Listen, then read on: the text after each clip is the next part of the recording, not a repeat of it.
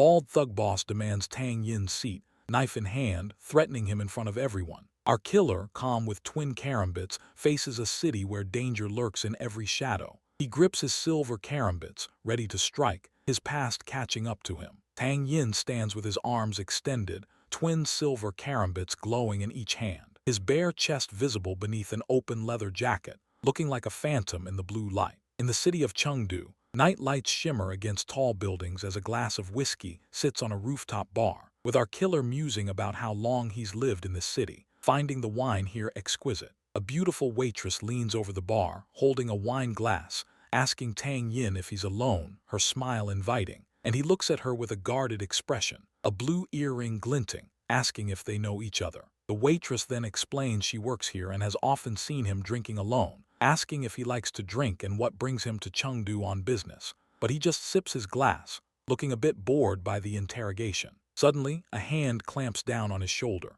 startling him as a gruff voice declares the seat taken. A bald thug boss and his minions surround our guy, demanding he move aside because the seat belongs to them. He just slouches back on his stool, still holding his drink, casually mentioning he's been there since he arrived. And the thug looks shocked while the killer closes his eyes, taking a long sip of whiskey, seemingly unbothered by the threat. The full gang closes in, standing behind him and the waitress, mocking him for only being there 5 days compared to their 5 years, asking if he's looking for a death wish, and the boss presses a knife against his face, warning him to leave or get burned. Tang Yin grins, taking the knife in his hand and proclaiming that the seat is now theirs, then leaps backward over the bar, making an acrobatic exit, leaving the thug stunned and confused as he makes his getaway. The waitress sits at the bar, closing her eyes, quietly muttering that he's just a coward, while the thugs eye her in the background. The boss grabs her wrist as she tries to stand, telling her to hold on and asking where she thinks she's going. She pulls her arm free, insisting she needs to work, but the boss sneers, calling her a hot-tempered bitch,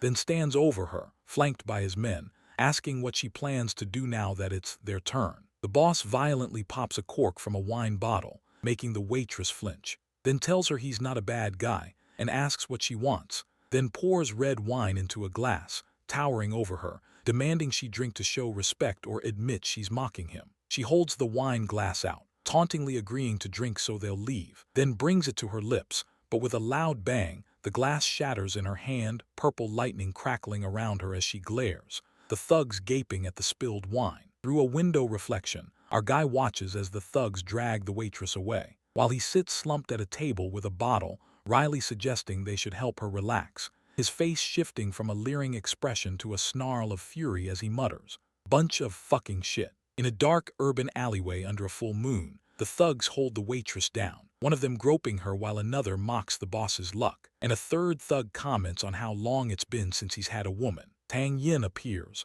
hands in his pockets, his leather jacket open, looking down with an intense light on his face, ready to intervene. Bad timing for these goons. The thugs curse him as a gigolo and a son of a bitch as he approaches, one of them threatening to make him feel hell, but he pulls out his curved blades from a hidden compartment, while the thugs laugh at his student-like appearance, calling him a bastard. A thug screams that he will kill him today, rushing forward as the fight begins, launching a strike towards his face. But our hero deftly weaves through the attacks, slicing back with his blades, appearing dominant despite being surrounded. He rotates in midair, both blades extended, carving through the boss's torso in a wide arc, blood exploding from the wound, his face showing a slight, cold smile and focused eyes as he completes the killing motion, blood splattering nearby. He leaps among the remaining thugs, slashing 2 of them while kicking a third, moving with incredible speed, and stands victorious over the groaning, bleeding bodies scattered across the alley floor, his weapons still dripping. He stands with his back mostly turned, holding his blades,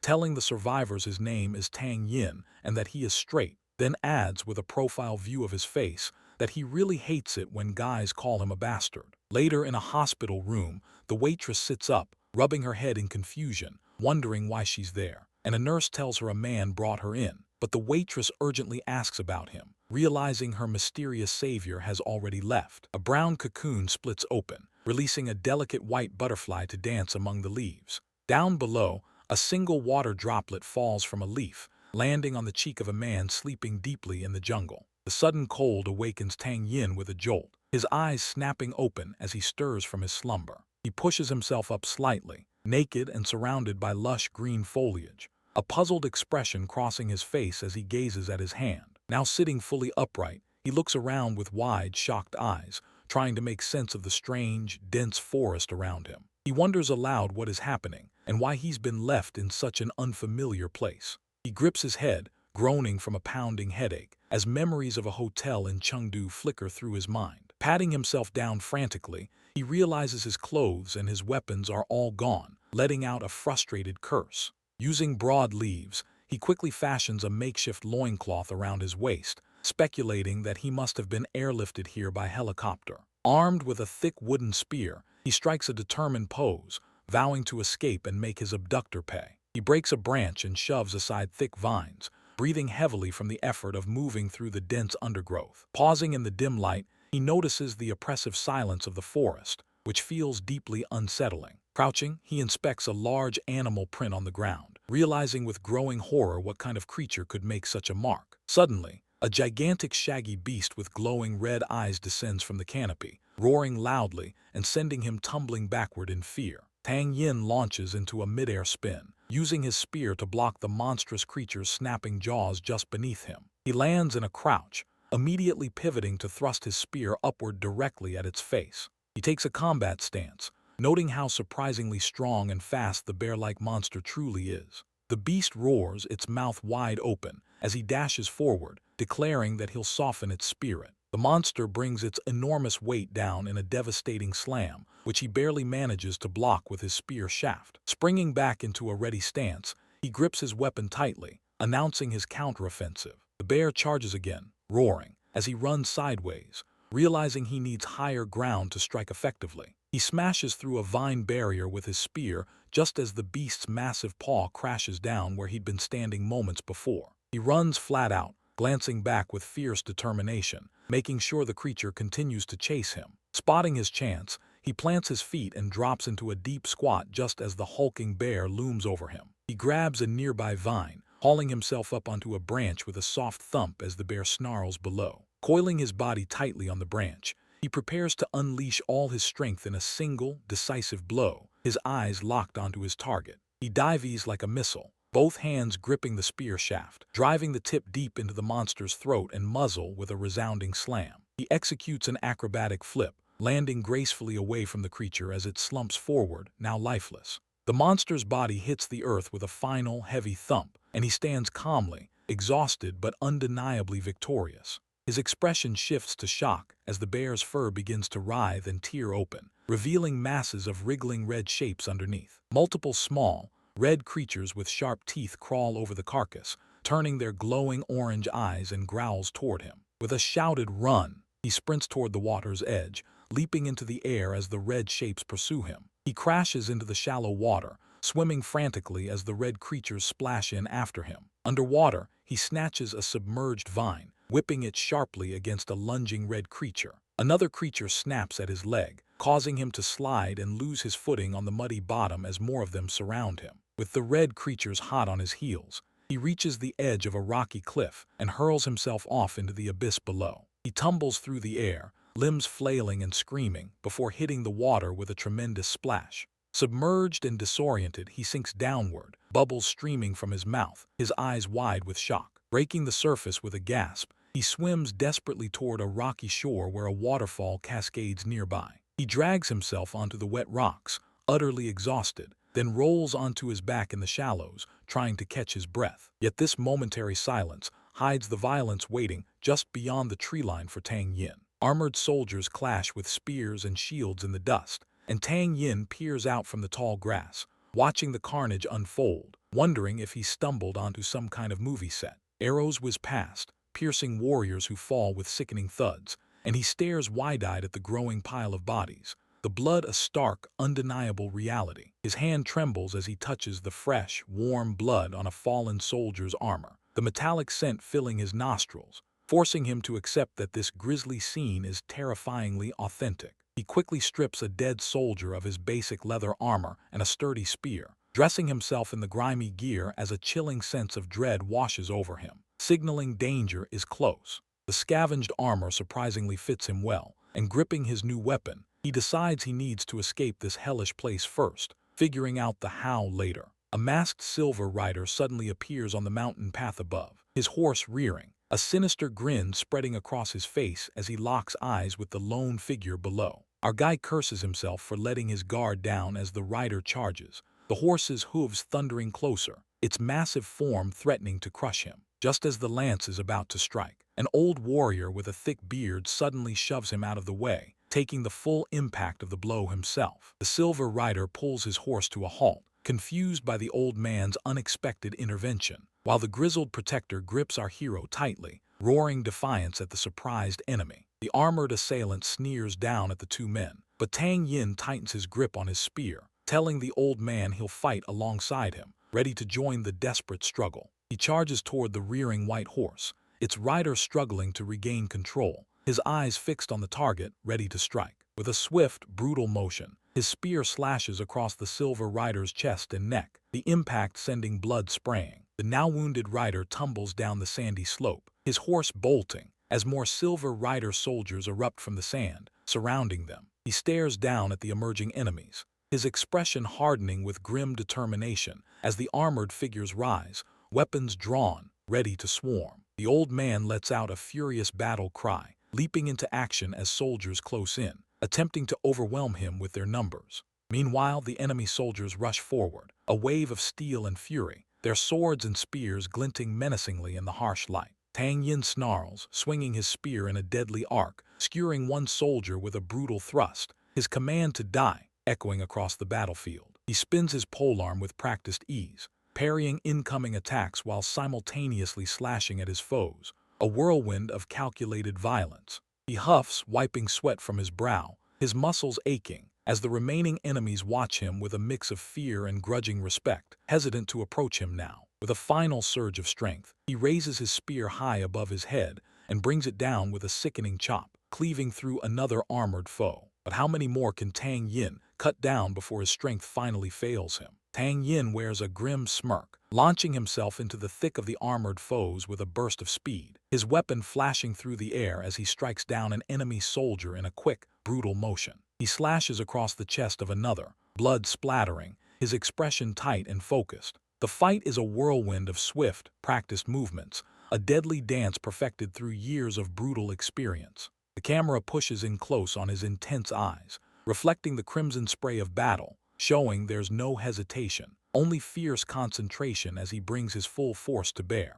With a wide horizontal slash, our guy cuts through multiple enemies at once, his long polearm a blur of motion, his form perfect, each strike carrying lethal intent. He leaps into the air, a war cry on his lips, declaring death for those who stand against him, a display of raw power and lethal skill. The fighting becomes a blur as he parries an attack, then counters with brutal efficiency, taking down several soldiers in a single, fluid sequence. In the dusty canyon, the remaining warriors gasp in terror at his ruthless efficiency, clearly shocked by his ferocity, and then he suddenly turns, his weapon raised, and attacks the elderly white-bearded warrior. The old man yells out in surprise and fear, raising his arm defensively. It's a sudden, unexpected move that leaves everyone stunned. But our guy's weapon stops just inches from the old man's face, his eyes sharp and analytical, while the elder looks at him, confused and cautiously asks if he's a mister. The blade hovers, reflecting the old man's bewildered expression. The old warrior seems to understand something, though the intent behind the move is unclear. The white-bearded warrior, realizing he's been spared, gratefully tells him that he owes his life, then pulls our protagonist along, asking what his plan is as they make their way through the dust.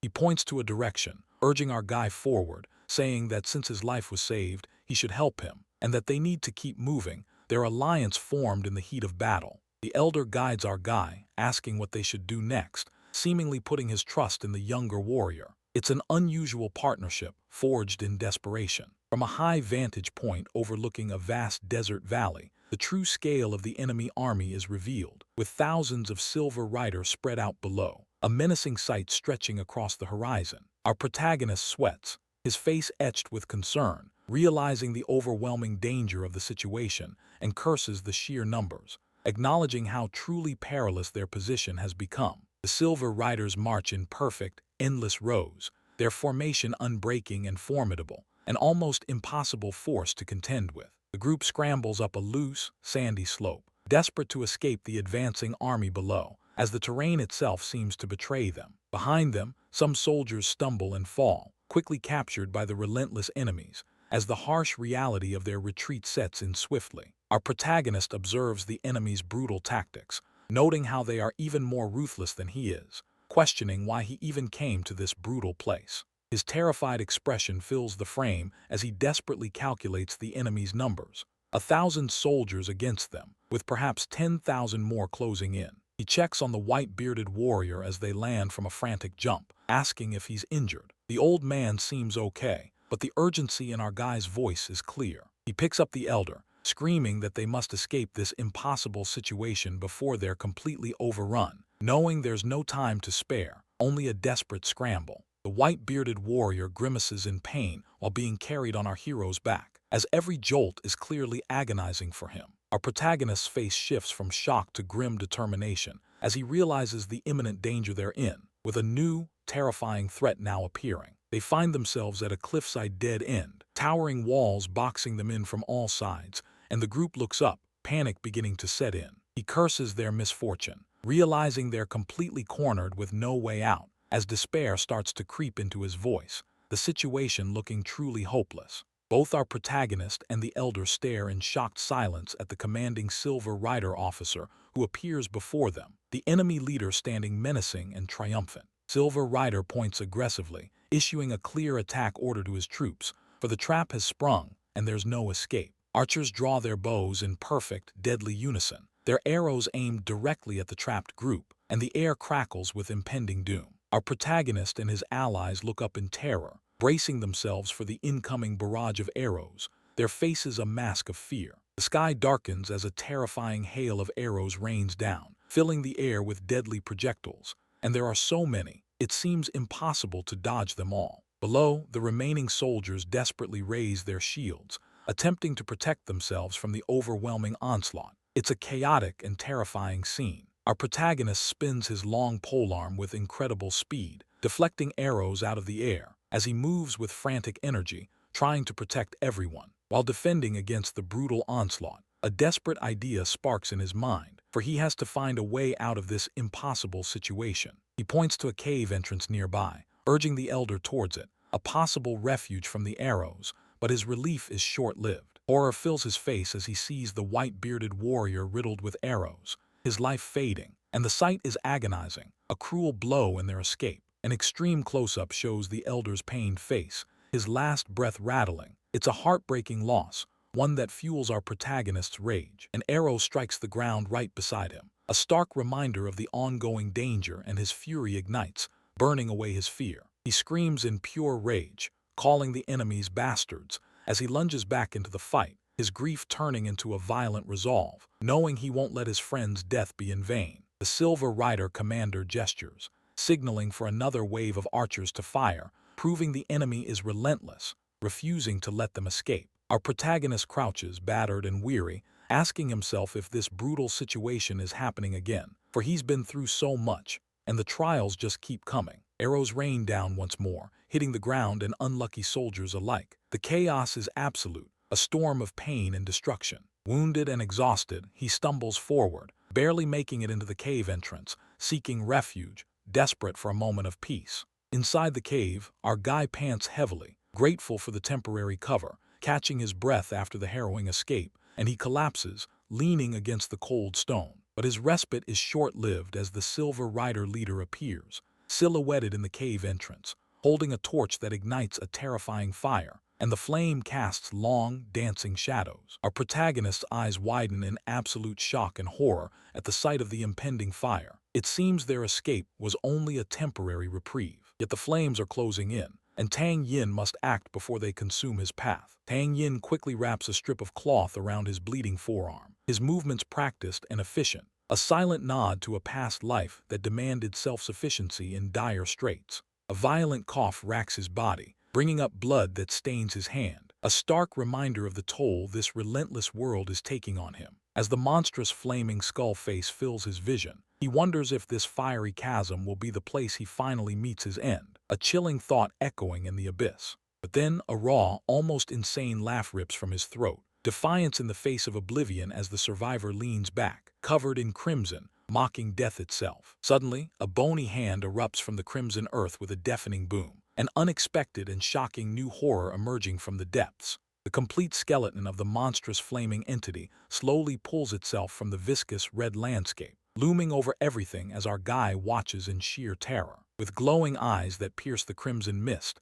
the skeletal figure stands tall, an imposing and nightmarish presence that dwarfs the struggling human below. Then, in the dark red cavern, the creature opens its jaw wide, revealing a blinding white orb of energy forming within its gaping mouth, preparing for a devastating attack. A brilliant flash of white light engulfs the screen, the powerful blast connecting directly, seemingly consuming the hero and its destructive force. But instead of an end, he finds himself floating naked in a spiritual white void, looking utterly bewildered as he tries to make sense of his impossible survival. Suddenly, a memory flashes. Yan Lai, a dark spirit cultivator, stands close to his beloved Shui Jing in a garden filled with falling petals, their embrace radiating deep affection. The scene shifts to a rocky canyon where the cultivator, utterly exhausted, kneels in despair after a brutal clash between light and dark spirit cultivators, a profound betrayal having brought him low. In a rainstorm, a close-up shows the cultivator's face,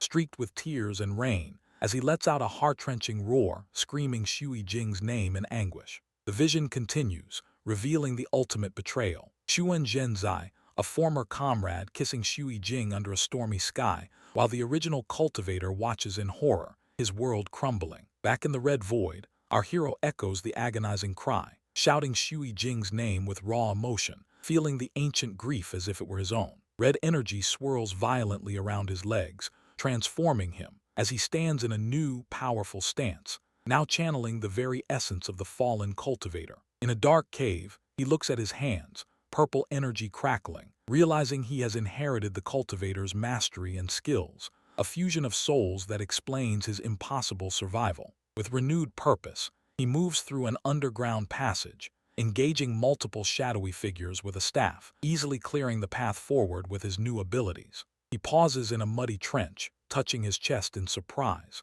Not only did he survive, but his wounds are healed, and he looks down at the fallen bodies, feeling strangely invigorated. Our hero leaps away from the battlefield ruins, a somber resolve in his eyes, vowing to avenge the fallen Feng warriors, leaving their bodies behind as he moves onward. He sprints across the rugged landscape, world-building text appearing as he goes, revealing the empire's vastness and the myriad dangers that lurk in its shadowed corners. Spotting a new threat, he aggressively lands on a grassy slope, immediately preparing to engage a group of armored soldiers, his new self ready for any challenge this world throws at him. The dust of his landing barely settles before Yan Lai finds his path blocked by an unexpected ally. A teal-haired woman boasts that if not for her swift intervention, Yan Lai, the dark-haired warrior, would surely be dead. He just grins, daring her to prove her skills by joining the fray if she's so good. Her smile fades as she explains her limitations, confessing that without spirited martial arts,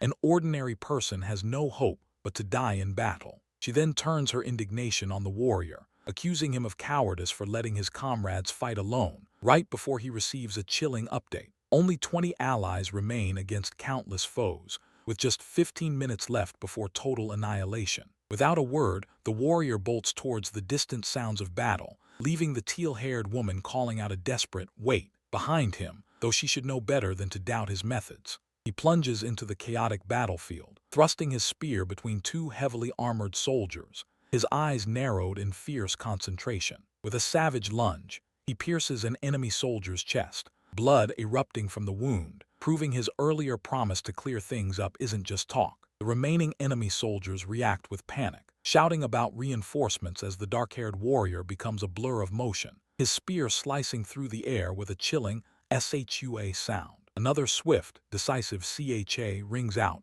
and more enemies fall before his relentless assault. He's not here to take prisoners. The enemy forces rally, calling out to kill him together as they swarm around him with weapons drawn. But despite the overwhelming odds, the warrior spins and strikes, blood spraying as he fights his way through. A close-up shows his face splattered with blood, his intense glare still fixed on the fight as he battles on, utterly surrounded. His black-clad comrades gasp in relief as they see him holding the line, exclaiming that they are saved, and he stands confidently, pointing the way, ordering them to run while he covers their retreat. The teal-haired woman peeks from behind a rocky outcrop, her mouth agape in utter amazement, a bead of sweat trickling down her temple, realizing he wasn't just observing. From a muddy forest path, the dark-haired warrior spots a new wave of enemy soldiers approaching in the distance, calmly stating his intention to clear this place up. Suddenly, more enemy figures appear, their weapons raised, accompanied by shock symbols, showing the battle is far from over. Enemy soldiers stand over his dropped spear, ordering him to surrender, as their leader insults him, demanding he drop his weapon entirely. A hulking armored boss, wielding a massive poleaxe, steps forward, eager to engage in personal combat. This should be fun. The dark-haired warrior looks utterly calm, even smug, as the armored boss raises his axe, threatening to chop him down. He turns his back, his hand igniting with ominous purple flames, remarking on the enemy's recklessness. He laughs, effortlessly evading the heavy axe strike, or perhaps parrying it with impossible speed, and the enemy is shocked, gasping, so fast, as the warrior appears behind him. With a chilling PA sound, the dark-haired warrior's purple glowing hand grips the enemy, a sadistic smile spreading across his face. He's not messing around anymore. Purple energy swirls violently as the warrior grips the enemy's head, eliciting desperate screams of "Let me go" from his victim. Then a terrifying close-up shows the warrior's face splattered with blood, his eyes glowing red with a manic grin as he screams, "Burn!" He unleashes a massive swing, leaving a trail of purple energy, sending enemies scattering in terror with someone screaming "Dark Fire!" as the remaining foes show extreme fear. The dark-haired warrior holds the burning, smoking corpse of his victim, engulfed in purple flames, as it crumbles into dust, his expression demonic, promising total slaughter to all who remain. The remaining enemy soldiers tremble, questioning if their opponent is even human or some kind of monster. But the warrior throws his head back, laughing maniacally, surrounded by a swirling purple aura. With a chilling grin, he predicts they will all meet the same fate as he seizes another soldier, the purple energy intensifying, and it looks like he means it. He brutally punches a downed enemy with a fist engulfed in purple aura, his red eyes glowing, and a sinister smile playing on his lips as he prepares for his next move. In a wide shot, the dark-haired warrior spins his spear, creating a vortex of purple energy that cuts a path through the enemy ranks,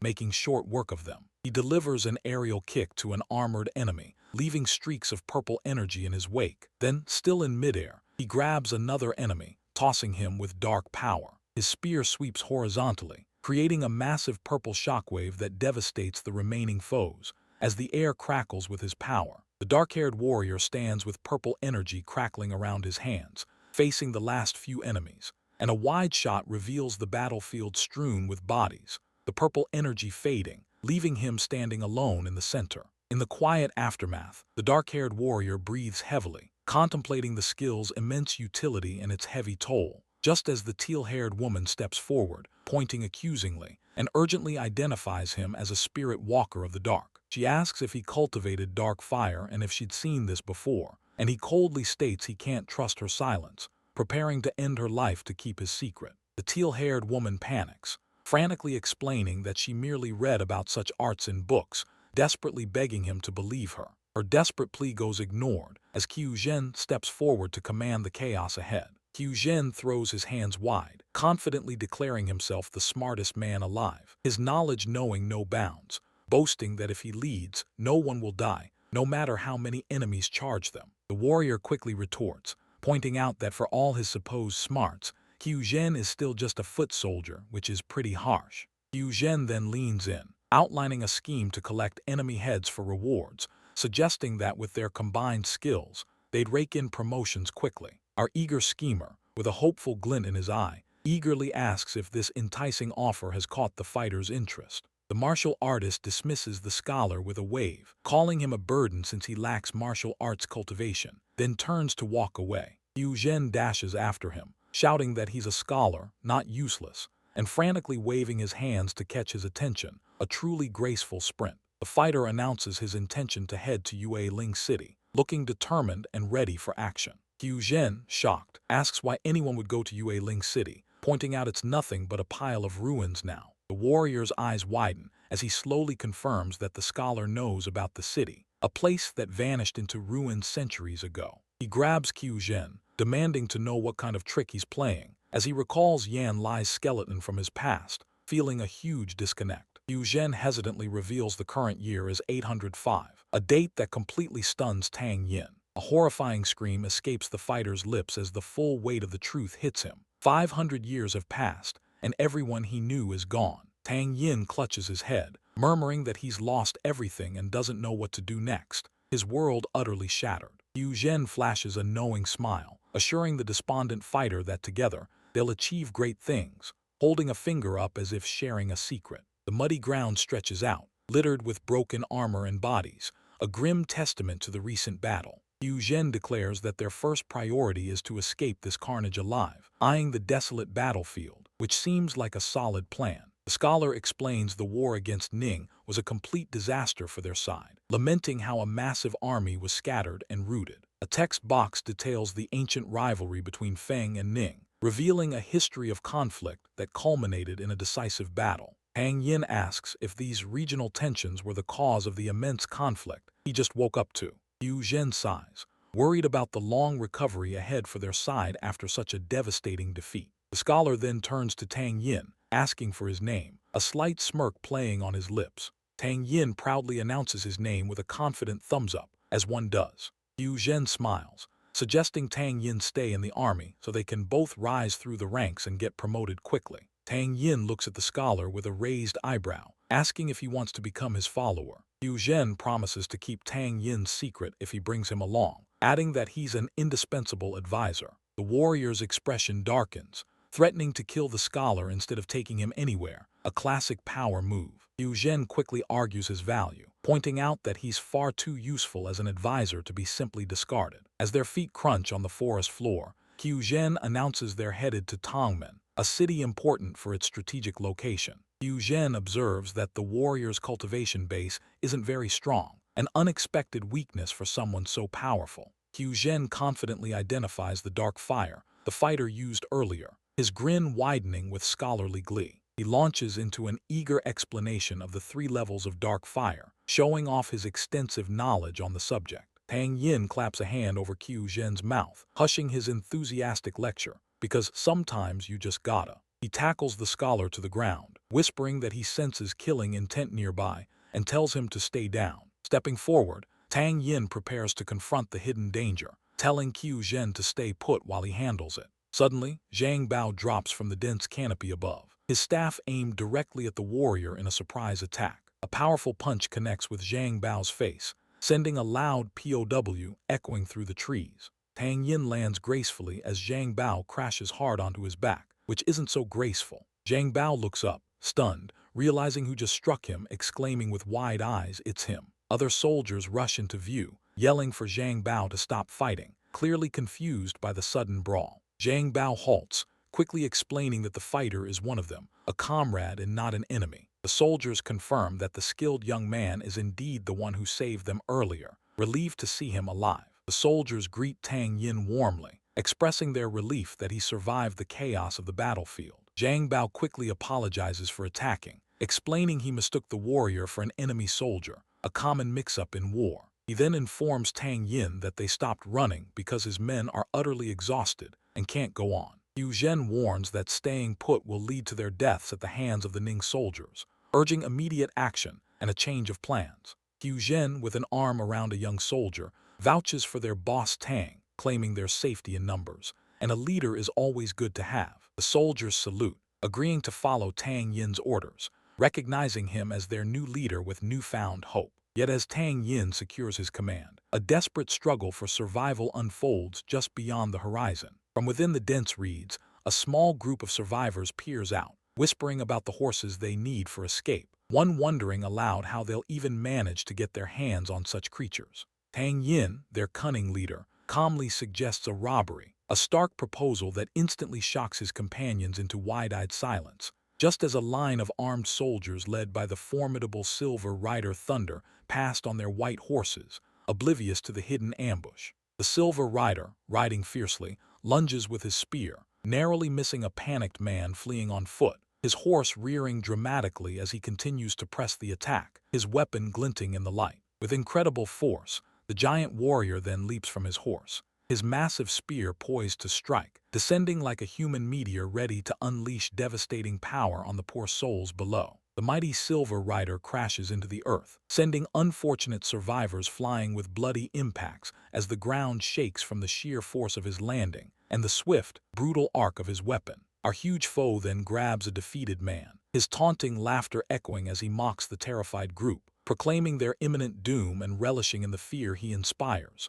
A truly terrifying sight for those hiding. A desperate cry rips through the air as one of the survivors screams for help, asking if anyone can save them from this overwhelming power, their plea hanging heavy in the air, but no one seems to be coming. Ignoring the frantic warning from the blue-haired woman, Tang Yin sprints from the reeds, charging directly toward the hulking enemy, his sudden action leaving his allies stunned and fearful for his life. He leaps with impressive agility, his blade flashing as it connects with the massive Silver Rider, who grunts audibly from the impact. But the strike, while strong, doesn't seem to faze the giant much. The Silver Rider digs his feet into the earth, tightening his grip on his weapon, his eyes widening with a fierce, murderous intent as he powers up, ready to unleash his own formidable attack. His eyes then widen even further in shock as his weapon glows brighter. He can't believe what he sees. Holding his glowing weapon high, the towering Silver Rider acknowledges our hero, calling him a cultivator, recognizing the strange energy he just felt as a sign of his opponent's true strength. Our hero, with lightning-fast reflexes,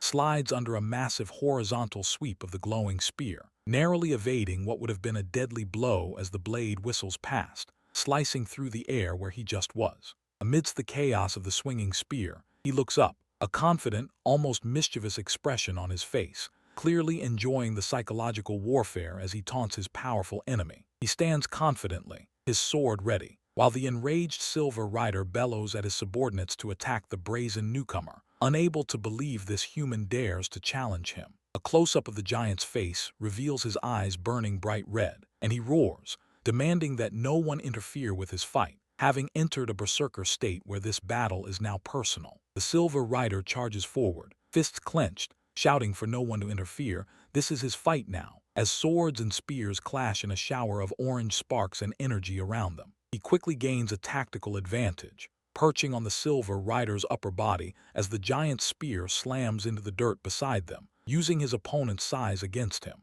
The spear blurs upward from the ground, forcing our protagonist to react instantly. The giant is strong and quick, always finding a way to retaliate, even from an awkward position. Blood spurts from the Silver Rider's helmet as our hero's sword connects, inflicting a painful, unexpected injury. Even the giant isn't immune to a well-placed strike. In a desperate move, the hulking Silver Rider's hand crushes our hero's neck, choking him as he struggles violently and spits blood. A brutal retaliation that shows the giant's raw strength. With grim determination, Tang Yin clamps his jaws onto the Silver Rider's flesh, growling a primal promise to eat him if he doesn't let go, refusing to die here, not like this. That desperate defiance shifts in an instant as the tide of battle turns against the rider. Tang Yin, his face smeared with blood but alight with a manic grin, channels a terrifying energy as his purple glowing hand slams into the enemy rider's helmet, making the warrior recoil and clutch his bleeding head in confusion,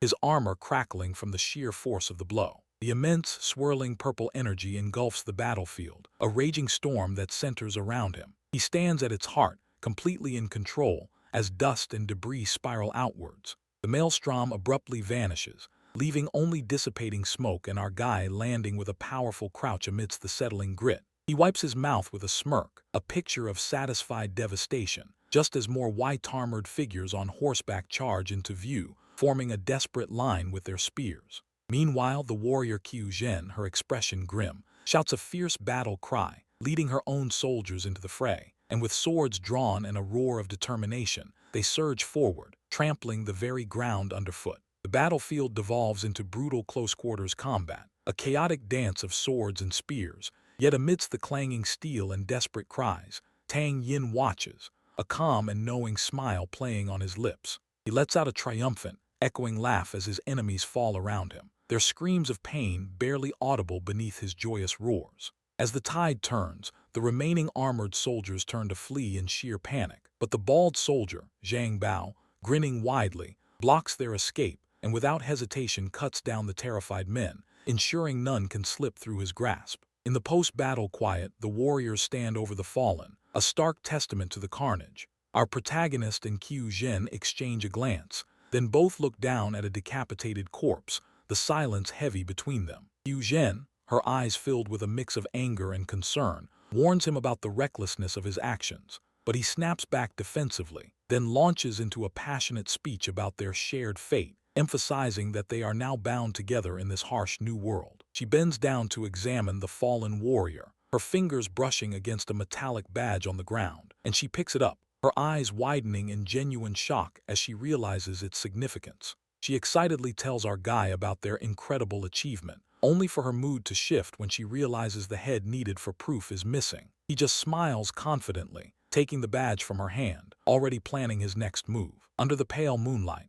Qiu Zhen explains the structure of the enemy forces, detailing the organization of their defeated foes, then explains the reward system for taking out high-ranking individuals. But while Qiu Zhen focuses on strategy, Tang Yin faces a much harsher reality in the storm. Tang Yin, their determined leader, pushes through the relentless downpour, observing his struggling column and grimly noting that at this pace, they'll never reach Tongmen on time, their journey already too slow for their mission. His loyal follower, Qiu Zhen, steps up, pleading with him for a break, as everyone is utterly spent from the relentless march. He grants their wish, ordering a stop for rest, but warns them to stay alert, a command that one soldier clearly didn't hear before collapsing into the mud, claiming to be dog-tired. Tang Yin then calls out for Zhang Bao, another of his subordinates, to approach, detailing a concise plan: a 5-minute rest, followed by a wide-ranging scout of a mile radius. 5 minutes means the time it takes an incense stick to burn, a historical measurement for time, of course.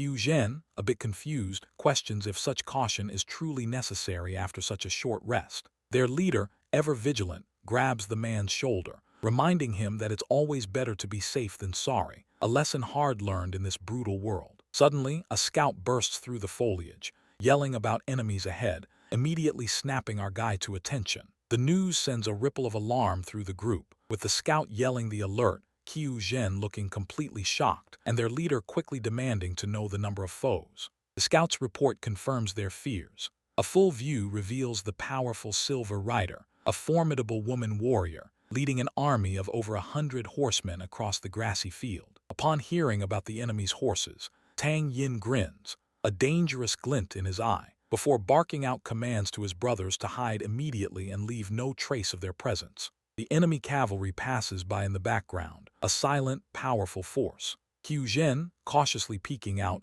whispers that he doesn't see anything, only for the commander to shove his head down, calling him an idiot for showing himself, which could have given away their position. Suddenly, Qiu Zhen's eyes widen as he recognizes something crucial about the approaching forces, exclaiming, "It's Dance!" As the majestic Silver Rider, a female warrior, rides prominently in the forefront. Qiu Zhen, now understanding, quickly asks if Dance belongs to the Feng Kingdom and confirms they are on their side, a crucial political alliance. An infographic confirms his knowledge, laying out the 4 powerful Feng families: Zhang, Xiang, Dance, and Liang. After a moment of contemplation, the commander makes a swift decision, realizing they are allies rather than enemies. He quickly stands, abandoning their hiding spot, and loudly commands everyone to come out. He reassures his men that it's safe, as these are allies. However, a Dance soldier points out that they are the remains of Feng and demands to see their leader, showing a clear power dynamic. Qiu Zhen warns his commander in a hushed tone that the Dance family holds significant power, and they can't afford to offend them. Tang Yin, undeterred by the warning, orders Qiu Zhen to accompany him as he confidently approaches the Silver Rider. The formidable woman on horseback simply greets him with a cool, single word: "Hello." This brief encounter is about to reveal a secret that will change everything for Tang Yin. A figure on horseback approaches, and Qiu Zhen instantly recognizes the elegant woman as the eldest daughter of the Wu family, her presence demanding immediate respect. So he quickly drops to one knee in a submissive bow, calling out to greet Wu Mei while his leader, the man with the dark history, remains standing quietly behind him. The general looks him over, asking if the men behind him are his and if so, how he came by such a group. He explains they are scattered remnants from a defeated army, but he's pulled them together into a new unit, a temporary force under his command. His own subordinates shout Tang Yin's name, ready to back him up as he speaks with the general, but she points directly at him, declaring that from this moment on, he and all his men are now hers, to command as she pleases. Real dignified stuff. He bristles at her words, especially the insinuation they are deserters, while a subordinate tries to calm him down. In a bold move, our guy holds up a metallic badge, proclaiming that his unit didn't just survive, they fought and defeated a high-ranking enemy commander. The general looks surprised at the presented item and immediately orders her attendant, Wu Ying, to verify its authenticity. Wu Ying inspects the badge carefully, confirming it once belonged to Zhao Yuan, and then turns to ask who managed to kill such a formidable foe. Hu Zhen, terrified, quickly denies any involvement and points to his boss, blurting out that he was the one who killed the commander, adding that he's a spirit cultivator too. So the general then presses her initial question, asking him what rank he holds in the army. He pauses, looking down slightly before admitting his humble status, simply stating that he's nothing more than a soldier. The general thinks it through, reasoning that a spirit cultivator wouldn't normally join the army as just a common soldier.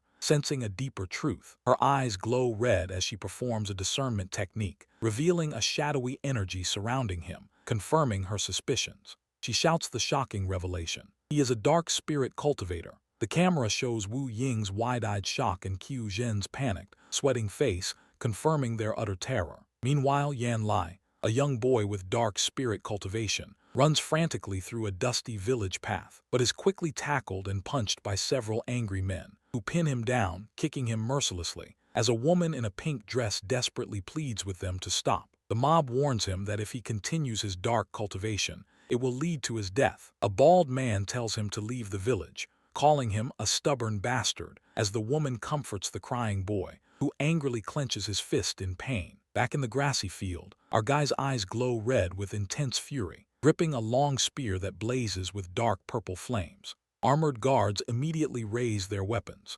shouting to protect their general from the perceived threat, but she raises a hand to halt her men, telling him to stand down and directly questioning why he kept his identity a secret. Her demand for answers silences the room, turning this fleeting moment into a dangerous test of loyalty. Tang Yin is barely processing his new role, standing stiffly in his new red-black armor as Wu Mei formally grants him the title of Chillark, looking a bit stunned, probably not expecting such a swift promotion from the commanding officer. General Wu Mei explains that resources are tight and he'll command the forces already present. She isn't giving him a choice here, just a new rank and a problem to solve. The new Chillark remains poker-faced, showing no joy in his new title, even as others around him start to celebrate, clearly not thrilled with the sudden turn of events. Qiu Zhen, ever the enthusiast, grabs his shoulder, practically vibrating with excitement as she addresses him by his new rank, really leaning into this, almost more than he is. The cheerful woman then loudly declares herself his assistant,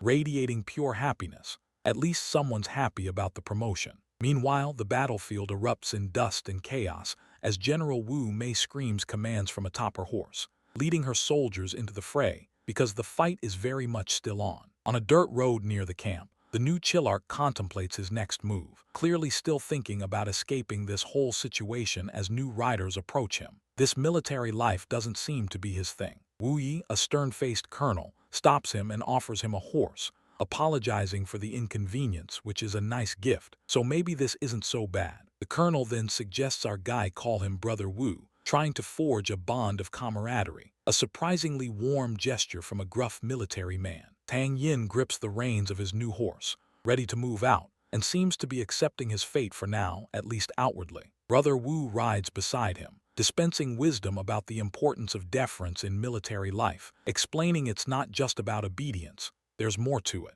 Qiu Zhen, riding nearby, clenches her fist, affirming her conviction that she chose the right person to follow. She's really committed to him. As they travel a countryside road, our Chillark looks thoughtful, listening intently as his companion shares some news, taking it all in. The colonel reveals that the two dance ladies survived and now need protection, implicitly assigning our guy bodyguard duty. And that sounds like a tricky job. A close-up shows Tang Yin deep in thought, processing the dangerous assignment concerning the dance lady, knowing this could be trouble. Further down the road, two women on horses lead the group, and he asks Qiu Zhen who they are because he clearly has no idea who's up front. Qiu Zhen waves frantically at the women, then looks completely stunned that he doesn't recognize them, her expression showing total disbelief. She quickly points out Wu Mei, the lady who gave him his new rank, making sure he connects the dots because it's important he knows who his direct commander is. Then Qiu Zhen identifies the second woman on the right as Wu Ying, the second daughter,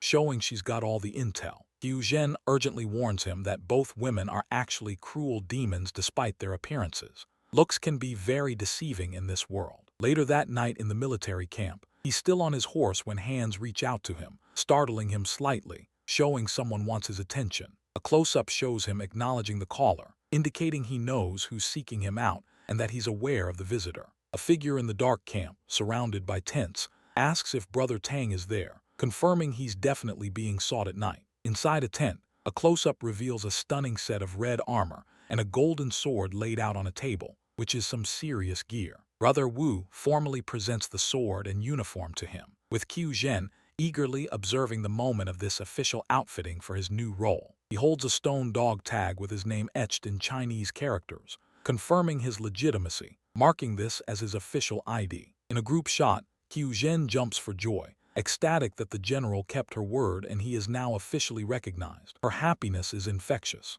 He then asks her if she'd still be his assistant, and she sparkles with sheer happiness at the request, absolutely delighted. Colonel Wu Yi casually approves the request, seeing no issue with it and showing he's fine with the arrangement. The colonel then instructs him to come, as General Dance wishes to have a discussion, a clear summons from the top. He follows Brother Wu out of the tent, but asks for a moment to put on his new armor first, wanting to look the part. His boots step into frame, marking the start of his transformation as he gears up for whatever comes next. He fastens his chest armor, the red metal gleaming, meticulously preparing himself. Fully armored and with his golden sword at his side, he walks out, ready to face General Dance because this meeting could change everything. But will Tang Yin be prepared for the price General Dance is about to demand? Tang Yin, the stoic warrior, stands tall, demanding to know why he's been summoned so late at night. His face shows he means business, ready for whatever news awaits him. General Wu, a respected commander, covers her mouth, laughing at his formal intensity as she reclines on an ornate mat,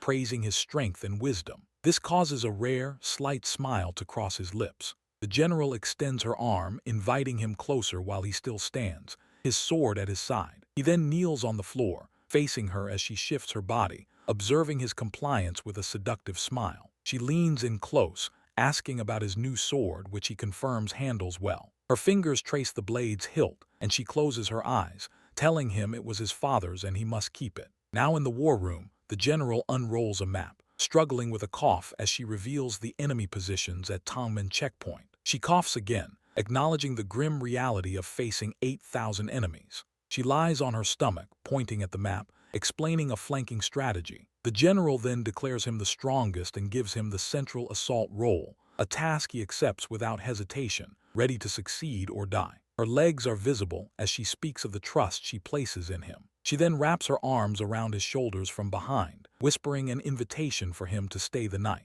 She reaches for his chest with a pleading look, but he stands firm and cold, rejecting her advances. He tells her he's not good at serving women, only at killing. Our guy bows and leaves the general's tent, heading out into the night, while she watches him go, wondering what kind of man he truly is. Outside, his worried strategist, Qiu Zhen, sits by a campfire, stressed about their chances of survival. He lies back, asking the strategist to devise a plan for survival, but the man is frozen in fear, overwhelmed by the situation. Tang stands ready for sleep, and the sweating strategist realizes there might be one desperate way to get close to the enemy. The next morning, he addresses his armored soldiers, giving them a choice: volunteer for the mission or stay behind with General Wu. Zhang Bao kneels, clutching his hands, vowing to follow him to death. Yu Hua, Li Yu, and Zhang Zhen, three fierce warriors, clutch their heads in grim determination. The soldiers raise their fists, shouting their readiness to face the mountains of sharp swords and the sea of fire. He commands Zhang Bao to change into enemy Ning forces' clothes for infiltration. His strategist approaches him,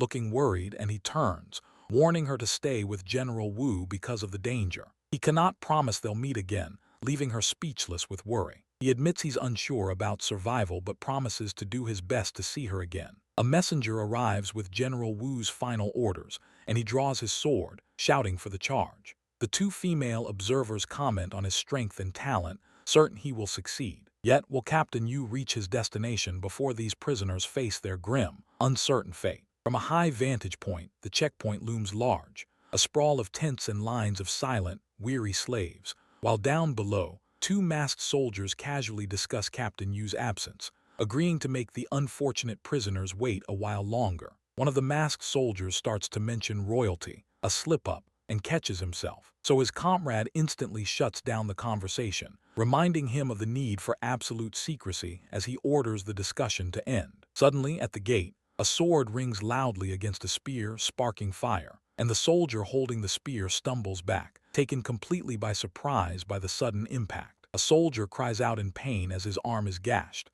blood spraying into the air, but Tang Yin moves like a ghost between two thrusting spears, a chilling smile playing on his lips. More guards rush in, yelling for his demise, their spears forming a deadly net, but he drops low, expertly avoiding their combined attacks, already eyeing his next move. Guards are falling all around him, turning the gate into a bloody mess as he glances toward the inner camp. Behind him, the bald ally, Zhang Bao, bellows for their comrades to charge, clearing the path for their leader to advance. Inside the Ning checkpoint, he pulls back a tent flap, concealed for a moment, but a green-haired guard bursts through, sword drawn, demanding to know who he is. So much for stealth. He quickly says the enemy is too strong, asking the guard if they can hide somewhere together, but the green-haired guard yells in response, saying retreat is not an option and would mean severe punishment. He makes a swift, powerful swing of his blade, a bright swoosh cutting through the air, and a dark red crescent of raw energy erupts from his sword as the guard lets out a terrified scream. The green-haired guard's face twists in pure terror, realizing what he is up against, sweat beading on his forehead, as our protagonist pushes his blade against the man's neck, using him as a shield and dragging him forward. He emerges into the open with his captive, immediately drawing the attention of other soldiers who point and yell, identifying him as an enemy spy. The blade slices across the captive guard's neck with brutal efficiency. Blood gushes forth, and the man collapses, lifeless. The remaining guards shout a frantic warning not to let him get close to the prince, recognizing the extreme danger, but he impales a charging soldier with his blade, declaring that anyone who stands in his way will meet the same fate. Yet across the chaotic battlefield, General Yuan Kui fixes his gaze upon the advancing warrior. The mighty General Yuan Kui, armored and ready for battle, questions the newcomer, asking if he hails from Feng, but the lone warrior simply introduces himself as Tang Yin, completely unfazed by the inquiry. The general dismisses his name, claiming he's never heard of him, and the young fighter with a slight smirk returns the sentiment, asking who this armored man is and asserting he's never heard of him either. Real dignified stuff. Yuan Kui begins a lengthy speech about how his opponent has walked into a trap and should surrender, but the skilled warrior cuts him short, drawing his bloodied sword and making it clear he's done with talking. The mighty general doesn't wait for a reply, bringing his sturdy spear down with immense force, kicking up a massive dust cloud around the two combatants. As the dust clears, the young fighter grits his teeth, struggling against an invisible pressure, while nearby, the other soldiers are completely overwhelmed, collapsing to the ground, unable to move. Yuan Kui declares his foe a lamb headed for slaughter, but the young fighter just smiles, hinting that the general can't foresee what's about to unfold next. Before the young warrior can make his move, the general's weapon slashes him across the forearm, drawing blood. A close-up shows the blood gushing from his wound as the injured fighter lets out a pained cry, clutching his arm. Yuan Kui stands over his wounded enemy, remarking on his tenacity but asserting he's chosen the wrong opponent. Yet the fighter slides along the sand, using the momentum to position his sword for a desperate upward strike. The general quickly parries the blade, sparks flying as his weapon deflects the counterattack from the injured fighter.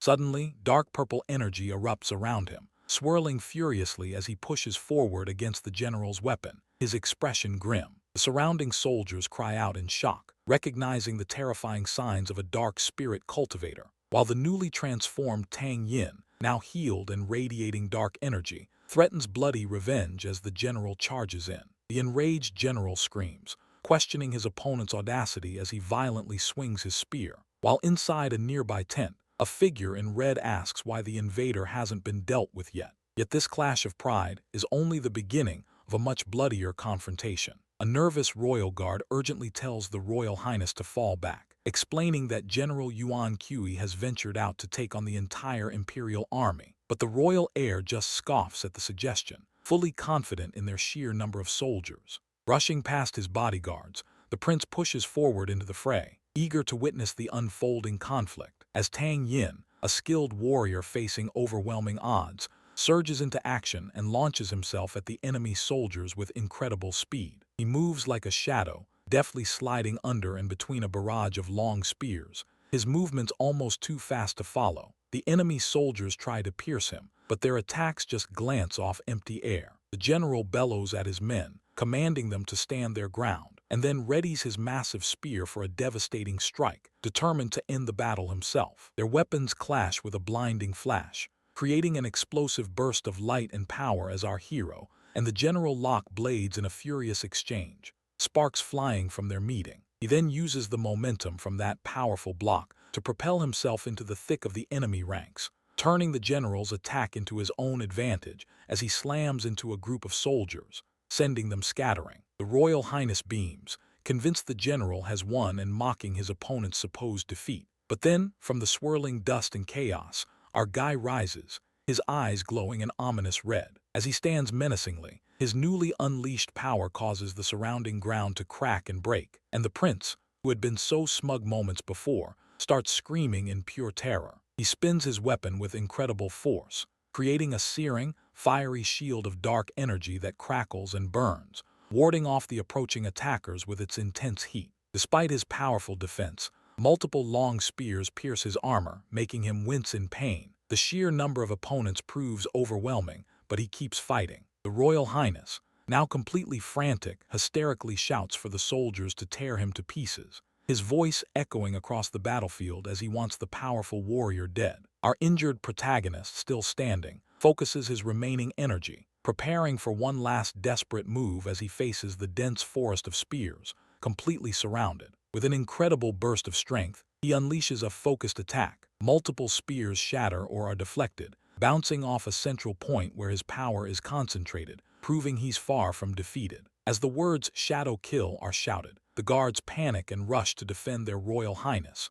realizing their master is in immediate danger, and their formation breaks, leaving them vulnerable to his next unseen move. But the chaos silences instantly as General Yuan Kui steps into the fray to confront Tang Yin. A stern General Yuan Kui shouts for the young man to spare his highness, but our protagonist, Tang Yin, only smirks, claiming the prince's life is firmly in his control. He coolly explains how the royal hostage would quickly perish from a dark fire if any undue pressure is applied, and the general, realizing the gravity, agrees to negotiate rather than risk a fight. Our hero demands the immediate freedom of all his captured men, reflecting that he's all alone, deep behind enemy lines, surrounded by hostile forces. His surviving brothers are brought forward, confirming that several comrades have tragically fallen. Seeing this, the captor's voice hardens as he demands 30 horses and swords, or the prince will die. Standing before a massive wooden gate, he commands it to open, while the terrified prince pleads with Yuan Kui to comply with every demand to ensure his own safety. He and his men gallop away on their new white horses, though a dangerous standoff continues,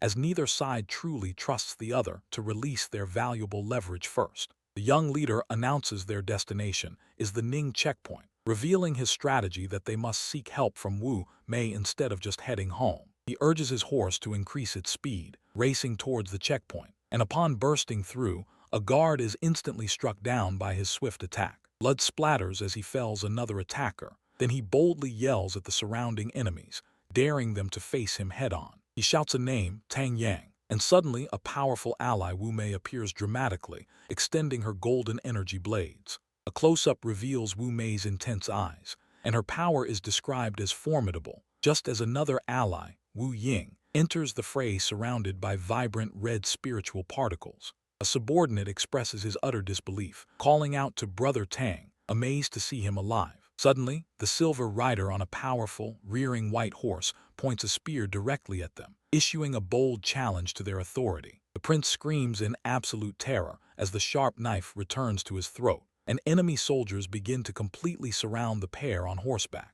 Any hope for mercy vanishes as Tang Yin prepares to face the tightening circle of steel. Tang Yin stands calmly, his hand resting on his sword as the captive prince, Yu Shang, reveals his identity as the king of Ning's third son, threatening dire consequences. But Wu Mei, the warrior who helped him escape, just scoffs at the prince's warning. He then commends his ally, telling her she did a good job, while General Yuan Kui asks if she is Yuan Kui, mistaking her for the commanding officer, so she introduces herself properly as Wu Mei. The general states he trusts no one right now, especially with his prince caught in this mess.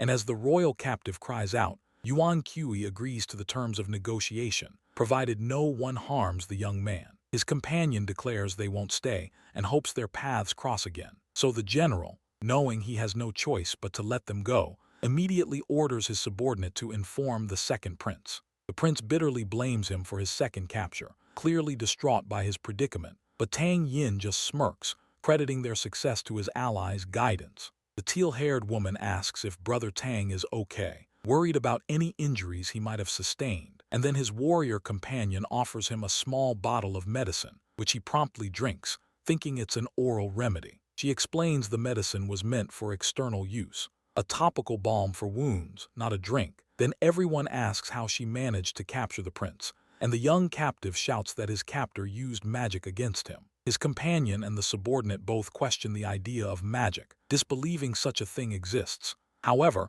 the royal captive insists there's no other way he could have been taken, making the hero strike him and tell him to be quiet. Real diplomatic. His warrior ally then asks the group if they should kill the prince or let him live, and the teal-haired subordinate immediately argues against leaving him alive, making the young captive stutter in terror, pleading for his life. The teal-haired woman spots 4 enemy armies, a staggering 400,000 soldiers, and a fellow soldier worries that passing through them would be nearly impossible. But Tang Yin confidently states they can slip between them. His ally asks him where they should go, seeking his guidance, and he tells her that staying put is more dangerous as the enemy will eventually find them, before mounting his horse and asking for her thoughts. He rationalizes that both staying and moving lead to the same outcome, so they might as well move forward. Then he shouts for the banner of Feng to be raised, and his ally charges ahead on her black horse. They ride towards the towering wooden gates of a passage, the next stage of their perilous journey. A mysterious leader, the Silver Rider,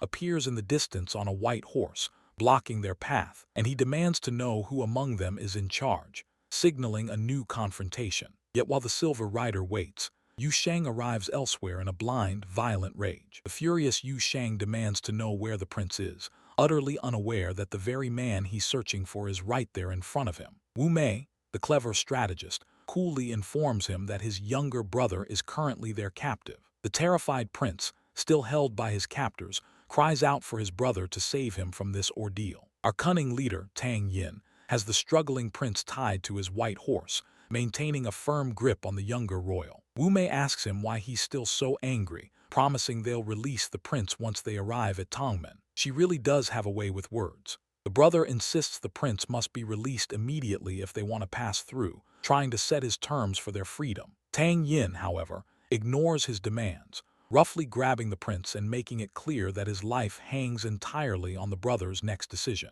The brother erupts in a scream, threatening to kill them if they harm his sibling, a hollow threat given the situation. Our hero then leans in, biting the prince's ear, drawing blood and a fresh wave of agony. With a chilling smirk, he warns the distraught brother that this agonizing act is just the beginning. Now completely enraged, the brother charges forward on his horse with his sword raised, shouting battle cries as his soldiers follow suit, leveling their spears at the small group. Tang Yin, unbothered, sits calmly, still holding the bloodied prince, and taunts the charging army, asking who dares to attack him. Frantic and desperate, the brother screams at them not to hurt the prince anymore and agrees to let them pass without further conflict. Our leader accepts the surrender, but not before extracting a promise from the brother that he will indeed return the prince unharmed once they reach Tongmen. Tang Yin reiterates his terms, emphasizing that the prince will only be released after they safely arrive at Tongmen. The brother, despite the clear hesitation from one of his subordinates,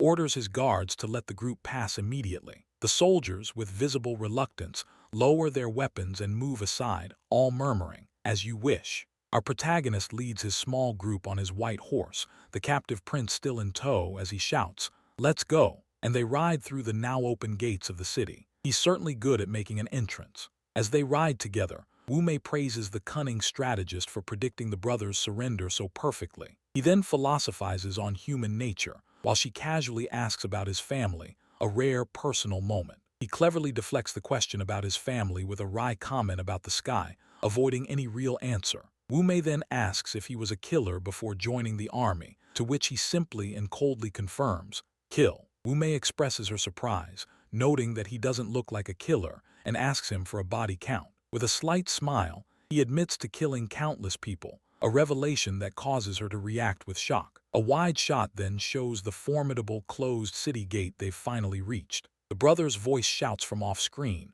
reminding them that they've arrived at Tongmen and demanding the prince's immediate release. Our hero glances back, calmly dismissing the demand with a casual, "It's a bit early." The horses rear and clash aggressively as he deftly maneuvers his mount, pushing forward through the gathering forces. He truly is a master of chaos. Soldiers on the ramparts above shout warnings, demanding to know who approaches. Wu Mei shouts back, identifying herself and demanding to speak with General Zhang Zheng, the general in charge of the gate. General Zhang Zheng, hearing her voice, looks up in shocked recognition, his surprise evident. While General Zhang Zheng processes this arrival, a far more pressing debate unfolds within the walls. What should they do with Prince Yu Shang, the hostage? General Wu, with her purple hair, asks the question, but Tang Yin stands firm, insisting they must keep their word and not harm him. She questions his judgment, wondering why he'd ever trust an enemy, but he simply reaffirms his decision. Tang Yin declares he will stay behind to ensure everyone else escapes safely first. She argues that Yu Shang is a major foe and shouldn't be released.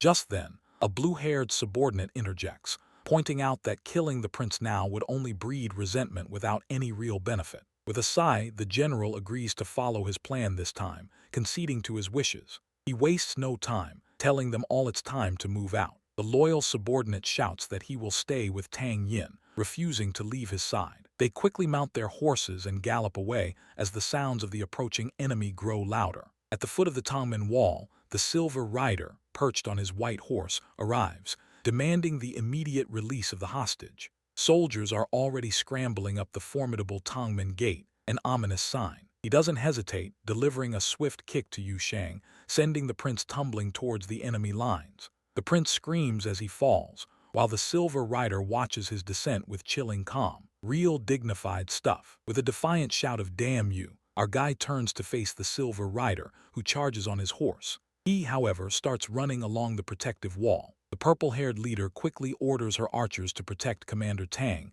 unleashing a volley of arrows. The Silver Rider, however, skillfully deflects them with his spear, an impressive display. Yu Shang desperately pleads with his brother to stop pursuing Tang Yin. The prince reveals that Tang Yin had saved him from an assassination attempt by Wu Mei, the purple-haired general herself. The Silver Rider, furious, turns his horse, swearing that only one of them will survive their next encounter. From the safety of the wall, Tang Yin silently returns the unspoken death threat. Inside Tongmen Fortress, the general scolds him, pointing out that being honest has no place in a world filled with deceit. Just then, Zhang Zheng, a high-ranking official, steps forward and introduces him as the heroic commander of the Second Legion. The official showers him with praise for his bright future, especially after capturing a prince amidst thousands of soldiers. Our hero, ever humble, attributes his success merely to luck, downplaying the feat. Yet far from that celebration, the city of Tongmen faces a much grimmer reality. The city of Tongmen is in peril as Wu Mei calls out for the doctor,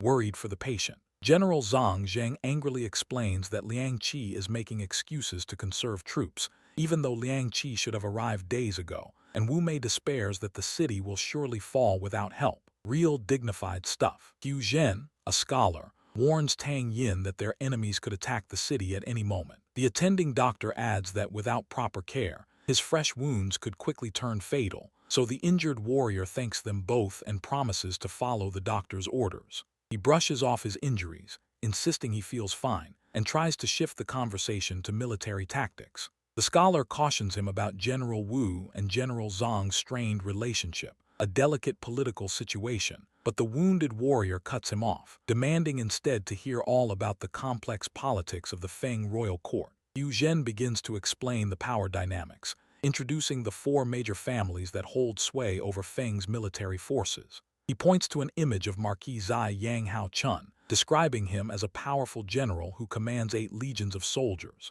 Next, the scholar presents Marquis Liang Xing, the left prime minister, who controls the empire's remaining forces. The scholar continues, detailing how Marquis Wu Yu, another powerful figure, controls 8 legions of soldiers, including the elite Dragon Legion. He then introduces Marquis Zhang Tian, who is considered the most capable general, leading 6 legions. In total, these 4 families control 400,000 troops, with an additional 200,000 loyal to the royal family, making for an imposing force. Yu Zhen recounts the enemy's troop movements that led to the ambush, revealing a meticulously planned assault. A flashback shows the brutal battle where the Feng army was completely surrounded, their forces overwhelmed, and the image shifts to the aftermath, a field littered with corpses and a single bloodied sword, depicting the total annihilation of the Feng army. The scholar outlines the enemy's calculated plan. First, destroy their army, then besiege Tongmen, and finally capture Yan City. Our hero, connecting the pieces, realizes that such precise planning suggests internal help, and he accuses someone within their ranks of colluding with the enemy, a chilling thought.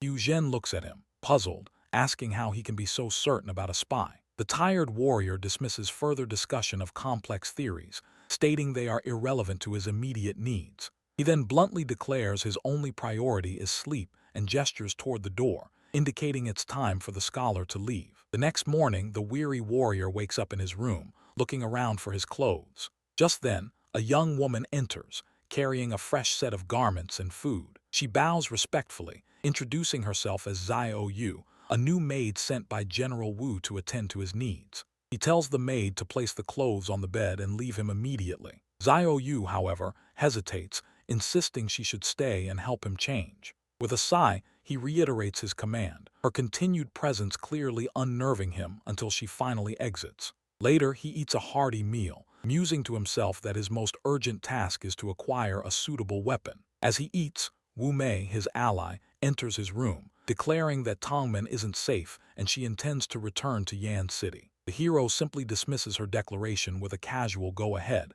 barely glancing up from his food. Wu Mei, clearly annoyed by his indifference, glares at him, irritated that he doesn't seem to care. He then asks her why she even came to his room if she expected him to care, making her stammer that she was just saying hi. As the tension settles into a heavy silence, Wu Mei shifts the conversation toward a different path. Wu Mei, with a knowing smile, subtly hints at her desire for a deeper connection. But Tang Yin, meeting her gaze directly, calmly asserts that he already knows she's the formidable eldest daughter of the Wu family, commanding legions and influence. She stares him down, challenging his audacity by asking if he understands her power to end him. Yet he simply argues that true loyalty stems from friendship, not forced obedience, sitting across from her with unyielding conviction. He makes it clear he doesn't take orders from anyone, reserving his loyalty only for those he truly considers friends, and the lady accepts his terms for an alliance, but not without one crucial condition. She demands to be more important to him than Qiu Zhen.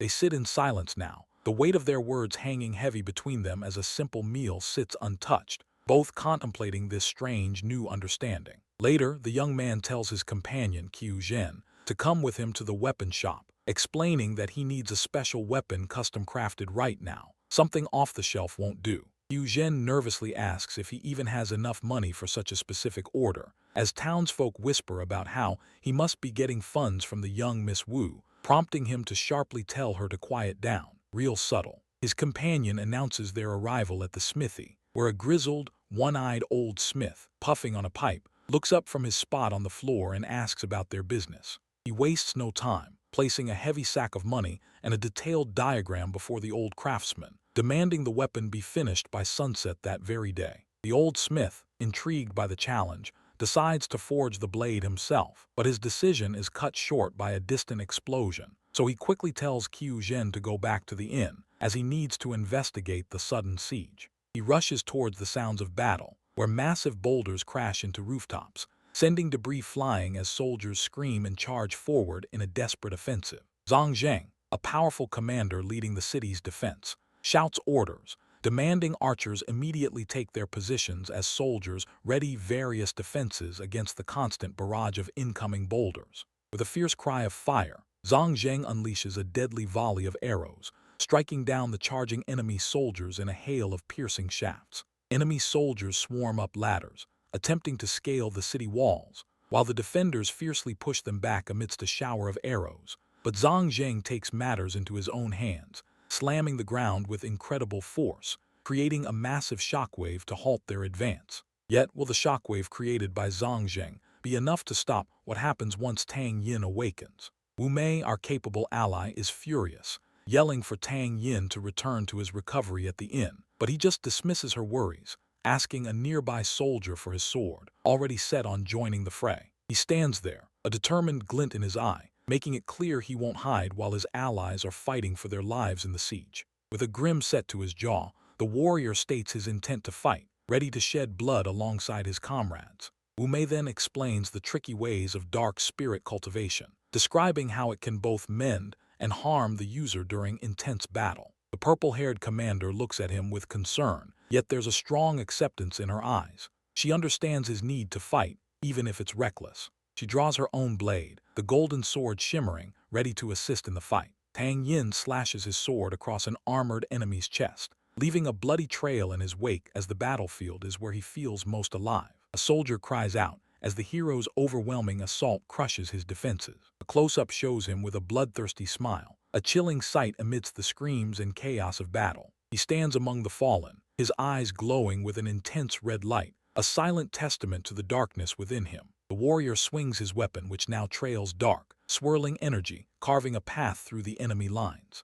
He charges headfirst into a group of soldiers, his movements a blur of lethal intent. He then grabs an enemy soldier, dark tendrils of energy wrapping around the unfortunate man, as more enemy soldiers charge towards him in the background. A close-up of the fighter's grinning face, eyes burning red, shows his fierce joy in combat. His blade smashes into an enemy's shield, metal cracking under the force. It's a real smashing success. The enemy's shield shatters, splintering into pieces under the power of his strike. A massive purple vortex of energy bursts from him, blasting soldiers away in all directions. Bodies and debris rain down from the sky after the devastating explosion. Tang Yin lands with a thud, dark energy crackling around him. He stands victorious in the crater he created, surrounded by chaos as the remaining enemy soldiers retreat in terror, calling him a monster. Suddenly, his sword begins to turn purple and disintegrate, crumbling in his hand. He looks surprised as the blade completely falls apart. A close-up reveals the broken hilt in his hand, and he realizes his own power is too much for normal weapons. The hero picks up the hilt from the sand, a new idea forming in his mind. He grips the hilt tightly, preparing to channel his incredible energy. A massive, whip-like blade of dark purple energy forms in his hand, spiraling out from the hilt. The purple energy whip slashes across the battlefield, leaving a vivid trail of dark power. A close-up shows him smirking, supremely confident in his new weapon. He holds the whip in a ready stance, daring any foe to approach. The purple whip sweeps towards the retreating soldiers, catching them in its destructive path. The soldiers panic, realizing the attack is closing in on them. The whip impacts its targets with a blinding flash of light, signaling another overwhelming victory for him. But this victory is short-lived, as Tang Yin faces an even deadlier threat from above. The Silver Rider screams accusations at Tang Yin, calling him a mere dark spirit cultivator, as he leaps through the air, bringing his massive spear down for a killing blow. The weapon slams into the ground where Tang Yin stood moments ago, sending dust and rock shards flying in a powerful shockwave. Tang Yin crouches low, his body coiled and ready, as dark energy swirls around his clenched fists, while the Silver Rider levels his spear once more, his eyes glowing yellow with lethal intent, ready to thrust forward. He jumps into the air, dark ribbons of energy trailing behind him like a ghostly cloak, as the general swings his spear upward to meet the attack, the two clashing in a blur of motion as the rider grins maniacally. Tang Yin unleashes a powerful punch, his fist crackling with dark energy, connecting solidly with his foe, who reacts with shock before his expression twists into a bloody, terrifying grin. The rider screams, a primal sound of fury, as he unleashes a relentless barrage of spear strikes, each one a whirlwind of destruction, and Tang Yin struggles to parry the overwhelming force, surrounded by debris and shockwaves. Thrown through the air, the young cultivator spits blood, but a defiant shout escapes his lips even as he flies backward. Midair, he fires a concentrated beam of dark energy at point-blank range, shocking his opponent. An expression of alarm crosses his face as he realizes the direness of his situation. His defense is failing, and the general, laughing like a madman, brutally drives his spear deep into Tang Yin's torso. Tang Yin slumps to the dusty ground, coughing and wiping blood from his mouth, his body racked with pain, and the general looms over him, making a mocking gesture as he declares that today is the day the cultivator dies. Bloodied but with a defiant spirit, Tang Yin asks his attacker to at least state his name before delivering the killing blow. So the rider roars his identity as General Tang, then brings his spear down to finish the job without regret. Just as the spear descends, an arrow whizzes in, sparking off its shaft and deflecting the fatal strike, a truly close call as a group of allies arrives. A blonde archer, a teal-haired woman, and a red-haired warrior, all ready for battle. Tang Yin closes his eyes, using the unexpected pause in the fight to focus and begin mending his internal wounds, while his allies quickly realize the power of the enemy general and agree to distract him, buying their injured friend time. The red-haired warrior charges forward with a fierce cry, while the archer swiftly draws his bowstring taut, releasing an arrow that forces the silver rider to quickly deflect it with his spear, barely avoiding a hit. The red-haired warrior engages the general in a desperate close-quarters struggle, their weapons clashing loudly, and the silver rider grunts in frustration, cursing the archer as he parries the combined assault, clearly angered by the interruption. The silver rider feels the tide turn, as Tang Yin unleashes a far more dangerous power. Tang Yin clutches his head as a wild grin splits his face, a deep purple energy consuming him, and his eyes burn crimson. Silver Rider, his long white hair whipping around him, prepares a counterattack, recognizing the dark energy for what it is, the power of a dark cultivator. He unleashes a massive, shining spear of energy, sending it rocketing toward the dark cultivator. The impact creates a colossal explosion of sand and rock, shaking the very ground beneath them. But as the dust clears,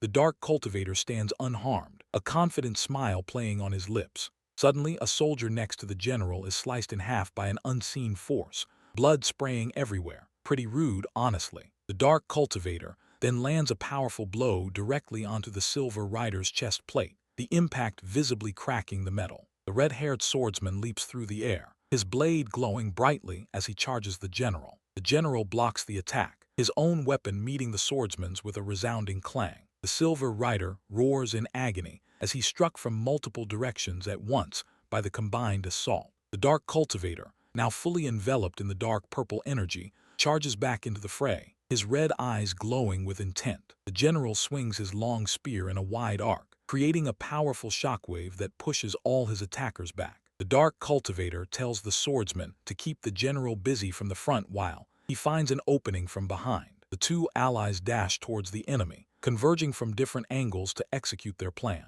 The general easily deflects the swordsman's latest attack, his armor shimmering as it quickly repairs itself. The blonde archer fires an arrow, striking the general and creating a small chip in his armor. The dark cultivator notices the new damage, realizing it's a weak point he can exploit. He drives his hand straight into the general's helmet, a massive spray of blood erupting from the impact. Silver Rider collapses to his knees, clutching his fatal wound, as the dark energy engulfs him completely. The enemy soldiers watch in utter horror, realizing their powerful leader has been defeated. The dark cultivator stands victorious, holding a broken piece of the general's armor, a brutal trophy of his triumph. As the silence settles over the battlefield, the dark cultivator feels his grip begin to slip. The crowd panics, watching Tang Yin glow with dangerous red energy, realizing he's absorbed a spirit but is losing control. His face twists in agony, eyes burning crimson, as his weapon cracks under the strain of the overwhelming power. With a guttural roar,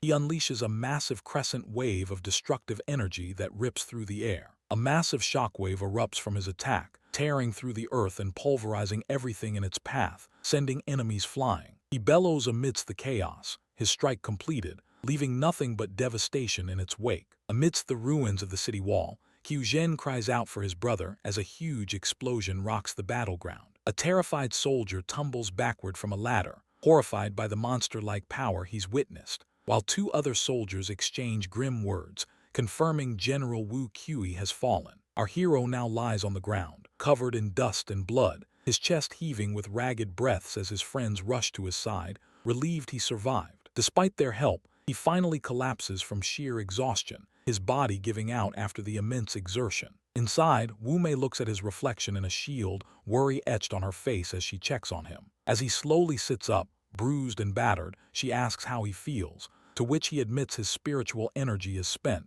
then asks for an update. They explain that the enemy retreated thanks to a general's sacrifice. At the military command post, she advises General Zhang Zheng that he's in no condition to defend the city and should retreat. But Zhang Zheng simply laughs, scoffing at any punishment, reaffirming his deep loyalty to the king. He then delivers a solemn speech about the honor of Feng Nation's generals, declaring their duty to die in battle for their nation. Zhang Zheng then tells the woman beside him that he has one final request for General Wu, gesturing toward our protagonist. With a heavy heart, he hands her a sealed envelope, explaining it's a message meant for his family. Later, in a dark forest, Tang Yin demands the names of two men standing before him, who identify themselves as Gu Yue and Letian. He sternly lectures them, stating that simply being unafraid of death doesn't make them noble, concluding that dying without a greater purpose is just plain stupid, not brave. Standing between them, he elaborates that death can be as light as a feather or as heavy as a mountain. Gu Yue hesitates,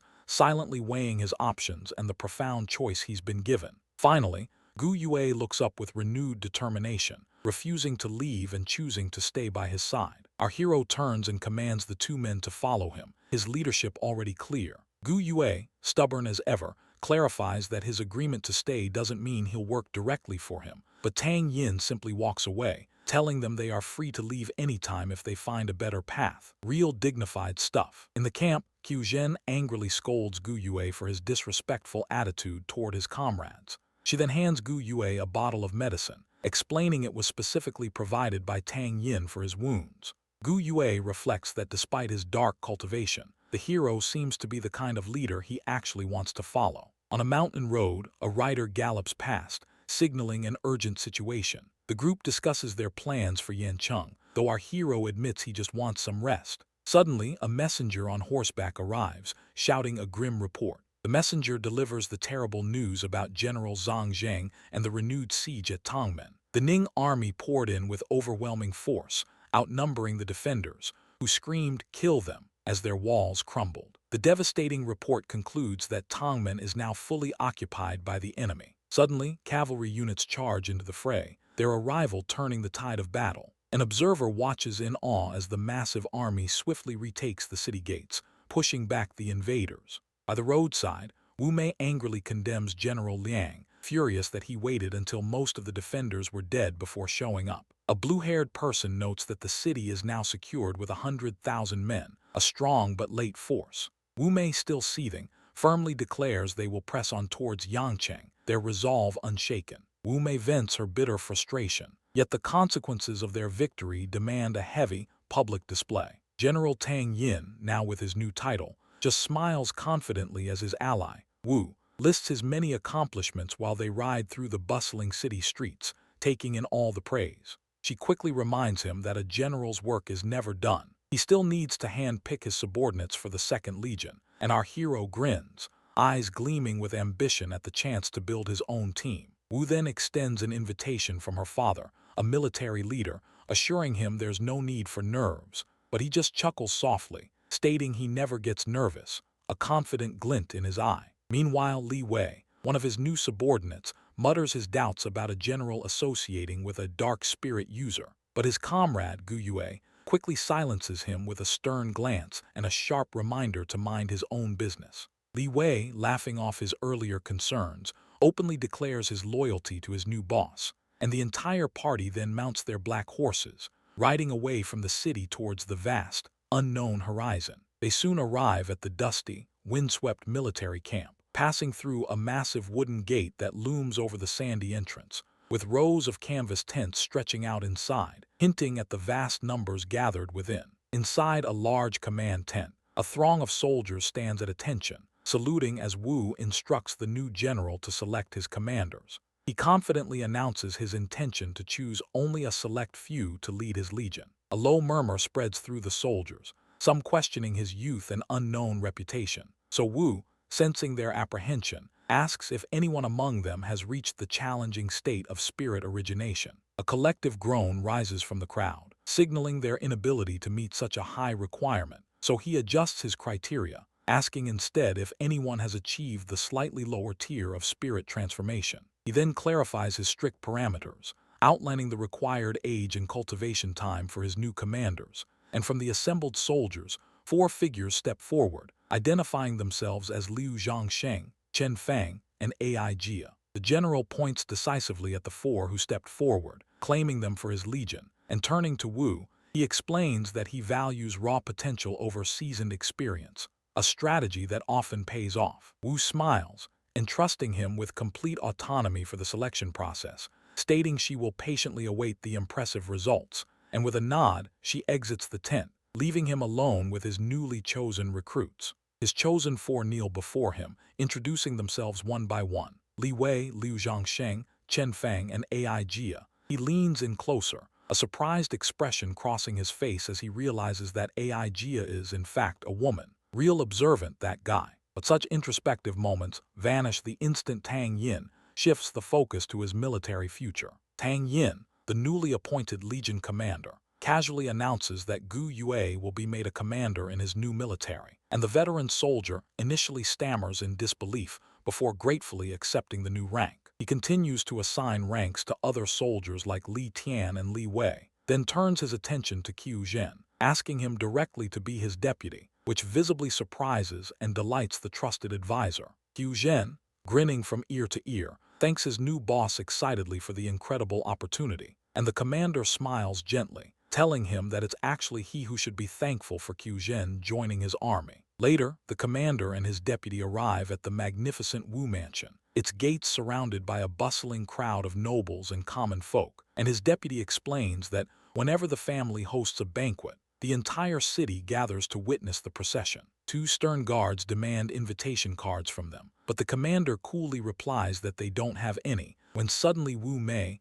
General Wu's daughter, steps forward and asserts her authority, commanding the guards to let them pass without further question. Real dignified stuff. Wu Mei, her face alight with a welcoming smile, invites him inside, and he follows closely behind her as the crowd reacts with audible excitement to the arrival of their hosts, General Wu and her father. She spots her father amidst the throng and calls out to him, then introduces the commander as the new Legion commander, making Prime Minister Wu, a distinguished figure with a long beard, look intrigued by the introduction, his eyebrows slightly raised. The commander assesses the influential head of the Wu family, then formally introduces himself with a respectful clasp of his hands, causing Prime Minister Wu to stroke his beard and laugh, complimenting the young commander on his dashing looks. Prime Minister Wu then credits him with rescuing his daughter from Hedong, a claim that makes Wu Mei internally seethe, remembering how she was used as bait, and the Prime Minister then excuses himself, telling the commander to make himself at home. Wu Mei angrily demands to know what he meant by his earlier comment, her voice hushed but furious, and he smirks, claiming he was simply praising her, which causes her to blush in flustered frustration, leading him to burst into loud laughter at her reaction. Later that night, on a quiet city street, Qiu Zhen seriously warns his commander to be cautious around General Wu, explaining that others will grow jealous if they become too intimate. The commander, however, states with determination that if he truly wanted her, he wouldn't let anyone else lay a hand on her. In a military meeting room, the commander stands before a group of veteran soldiers chosen by General Wu, acknowledging their presence, and the veterans, including a senior commander, bow in gratitude, thanking him for recognizing them before he sternly orders that all infantry must also learn cavalry and archery skills. The senior commander attempts to argue that teaching horseback riding is unnecessary for infantry, gesturing dismissively, but the commander glares intensely and cuts him off, demanding to know if he understands the order, leaving the veteran speechless and visibly sweating under the pressure, unable to reply. This intense silence breaks as Tang Yin reveals the true scale of his demands. Tang Yin announces he needs 10,000 horses for his soldiers to practice on, and Wu Mei looks at him in utter shock, demanding to know what he's planning with so many animals. She asks if he's turning the infantry into cavalry, flatly stating she'll never agree to such a move, her face stern and displeased by his audacious suggestion. The commander calmly explains that only cavalry truly knows the weaknesses of other mounted troops, which would allow his army to handle any enemy cavalry they might face. But the look on her face suggests she's really not buying it. Wu Mei questions why he'd go through all this trouble, wondering about his true motives, and the reborn general just sighs, realizing she just doesn't trust him to do what's best for the Legion. She then asks if he wants to borrow her horses, but he insists that it is not enough. He was only asking to borrow them, not take them permanently, so it wasn't a huge commitment after all. She agrees to 5,000 horses,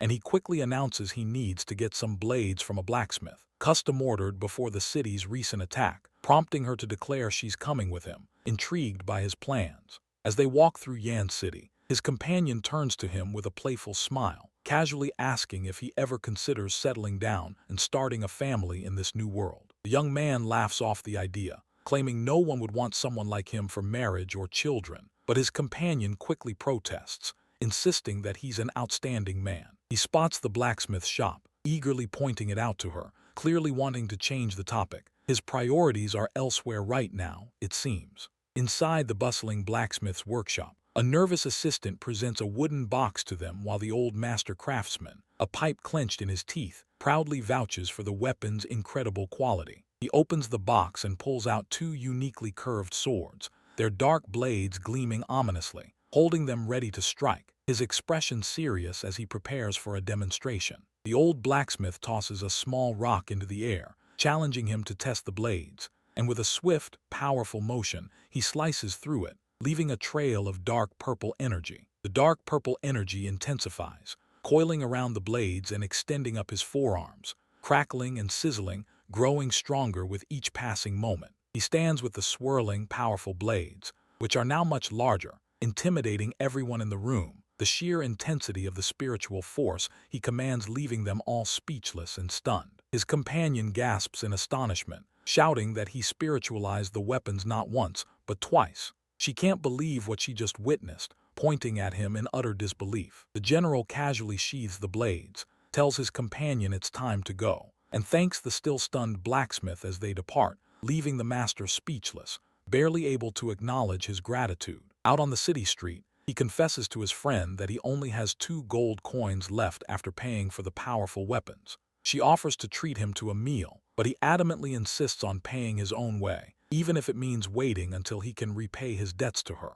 The calm of their exchange is about to be shattered by the chaos brewing outside. Tang Yin's subordinates call out to him, interrupting what should have been a peaceful morning outside the main building, and he wonders why they aren't taking their well-deserved break. They quickly explain they want to deepen their martial arts knowledge so they can better instruct their own men, and the commander, seeing their earnest dedication, accepts their plea, demanding they push themselves even harder. The training begins with a rapid, sweeping attack from one of his men, but the commander leaps effortlessly over it, then takes off running through the courtyard, his blonde subordinate hot on his heels. Another foe closes in, attempting a horizontal slash, but he smoothly performs a low slide, completely avoiding the blade. Still in motion, he uses a swift spinning kick to deflect one attack while simultaneously landing a hit on another opponent, real multitasking. Later inside, the subordinates are completely spent, sprawled out and gasping for air, asking the commander for his secret, and he calmly describes his childhood, surviving harsh mountains by dodging branches to sharpen his reflexes. Hu Zhen, the strategist with blue hair, looks on, finally understanding the immense hardships our guy endured, as a brief, unsettling memory of a younger, white-haired him, covered in severe wounds, flashes through his mind. Outside the headquarters, the soldiers whisper amongst themselves, comparing their fatigue to the commander's endless stamina, clearly impressed, and he stands in the doorway, inviting them inside to rest. Gathered around a table, the commander asks for any updates on the ongoing situation, and the strategist explains that Ning's forces have encircled the city, with Liang Qi defending with only 20 legions. The strategist points out that Liang Qi benefits more from a defensive stand than an offensive one, then connects the plot to left Prime Minister Liang Xing, hinting at the Liang family's grand ambitions. The strategist speculates that the Liang family aims to become the only dominant noble house, all while the commander seems to ignore the conversation, calmly sipping his tea. Suddenly, quick footsteps echo down the corridor, heading straight for their room, and a soldier bursts in, breathless, to announce the arrival of Deng, while the commander remains lazily reclined. The commander, intrigued, asks what Deng wants before ordering him to enter, and Deng, looking visibly battered and out of breath, finally appears in the doorway, his condition speaking volumes. The heavy silence of the chamber shatters as Deng spills the truth about the missing comrades. In a frantic moment, Tang Yin leans in, urging the injured commander to compose himself and explain what happened as the battered man, bruised and swollen, describes a tavern brawl where his comrades and AI Jia were taken by Legion commanders. A blue-haired aide then pipes up, identifying the hostile leaders as Liang Yuan and Wu Lixing, commanders of the 8th and 9th Legions. Their ranks are a big deal, but the aide knows more. The aide continues, spilling that Liang Yuan isn't just a Legion commander,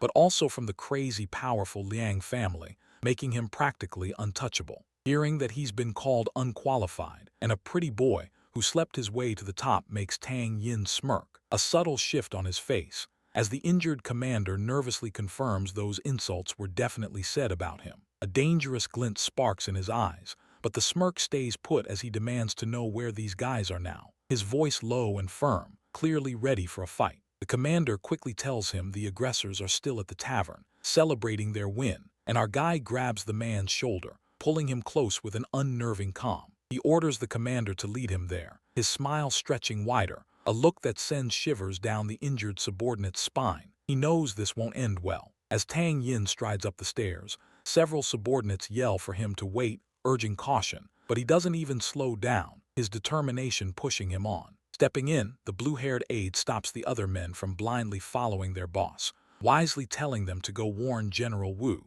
hoping to keep things from getting even worse. Outside the tavern, loud drinking and cheering spill into the street from its round walls, showing the party still going strong, and inside it's pure chaos. Tables are flipped, barrels are broken, and soldiers are just reveling in the mess. Amidst the rowdy crowd, AI Jia looks totally distressed, her eyes wide with fear as hands grab her shoulders, trying to force a drink on her, but she resists their crude fun. The men around AI Jia keep pushing alcohol on her, laughing at her struggles and refusal, their taunts getting worse, aimed at her and her leader. One guy sneers, mocking her boss's courage and calling him a coward too scared to show his face, his words hanging heavy in the tense air. Just then the tavern door bursts open, and Tang Yin steps in, a calm smile on his lips, as he fires back a sharp retort to their jeers. He stands there confidently among his men, and his presence instantly changes the room's energy from a rowdy party to stunned silence. A whole room of enemies doesn't even faze him. Liang Yuan, his face twisted in a sneer,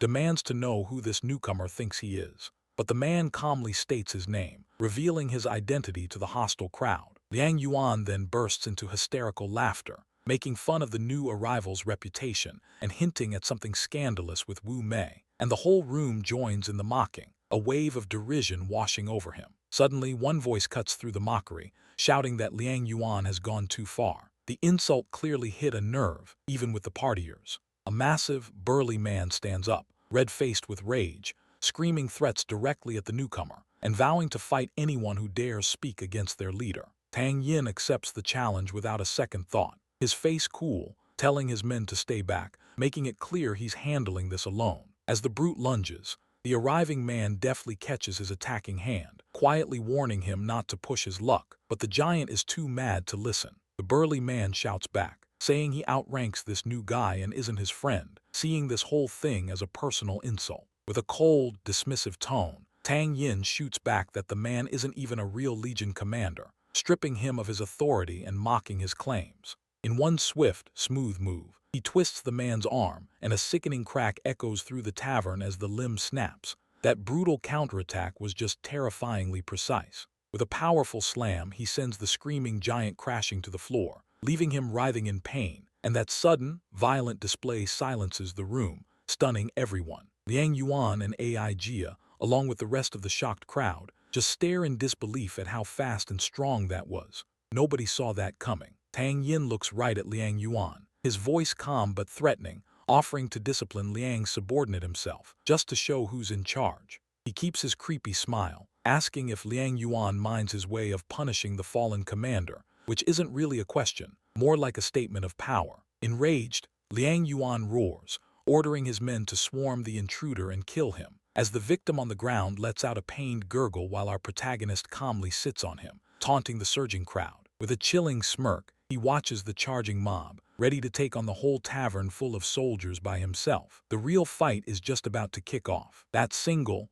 reckless decision forces him into the chaos that erupts the very next moment. The attackers swarm closer, their swords flashing, but he dodges, parries, and counters with brutal efficiency. They're relentless, but he's faster. Swords slice through empty air where Tang Yin just stood, the blades missing him by inches as he weaves effortlessly between two attackers, a chilling grin spreading across his face, telling them it's his turn to strike. One punch lands with a sickening crunch, sending teeth and blood flying into the air. He then spins into a powerful roundhouse kick, knocking down one opponent while simultaneously hitting another with the same motion. Bodies are scattered across the ground, groaning in pain, as the victor stands calmly amidst the chaos, leaning down to a blond man crying on the ground, telling him to blame his teacher for this mess. Surrounded by defeated soldiers, he extends his hand, demanding something back from the cowering general, whose face twists in panic as a sudden blade appears, glinting dangerously at the bottom of the frame. A close-up shows the blade pressed against the neck of a terrified woman, Aijia,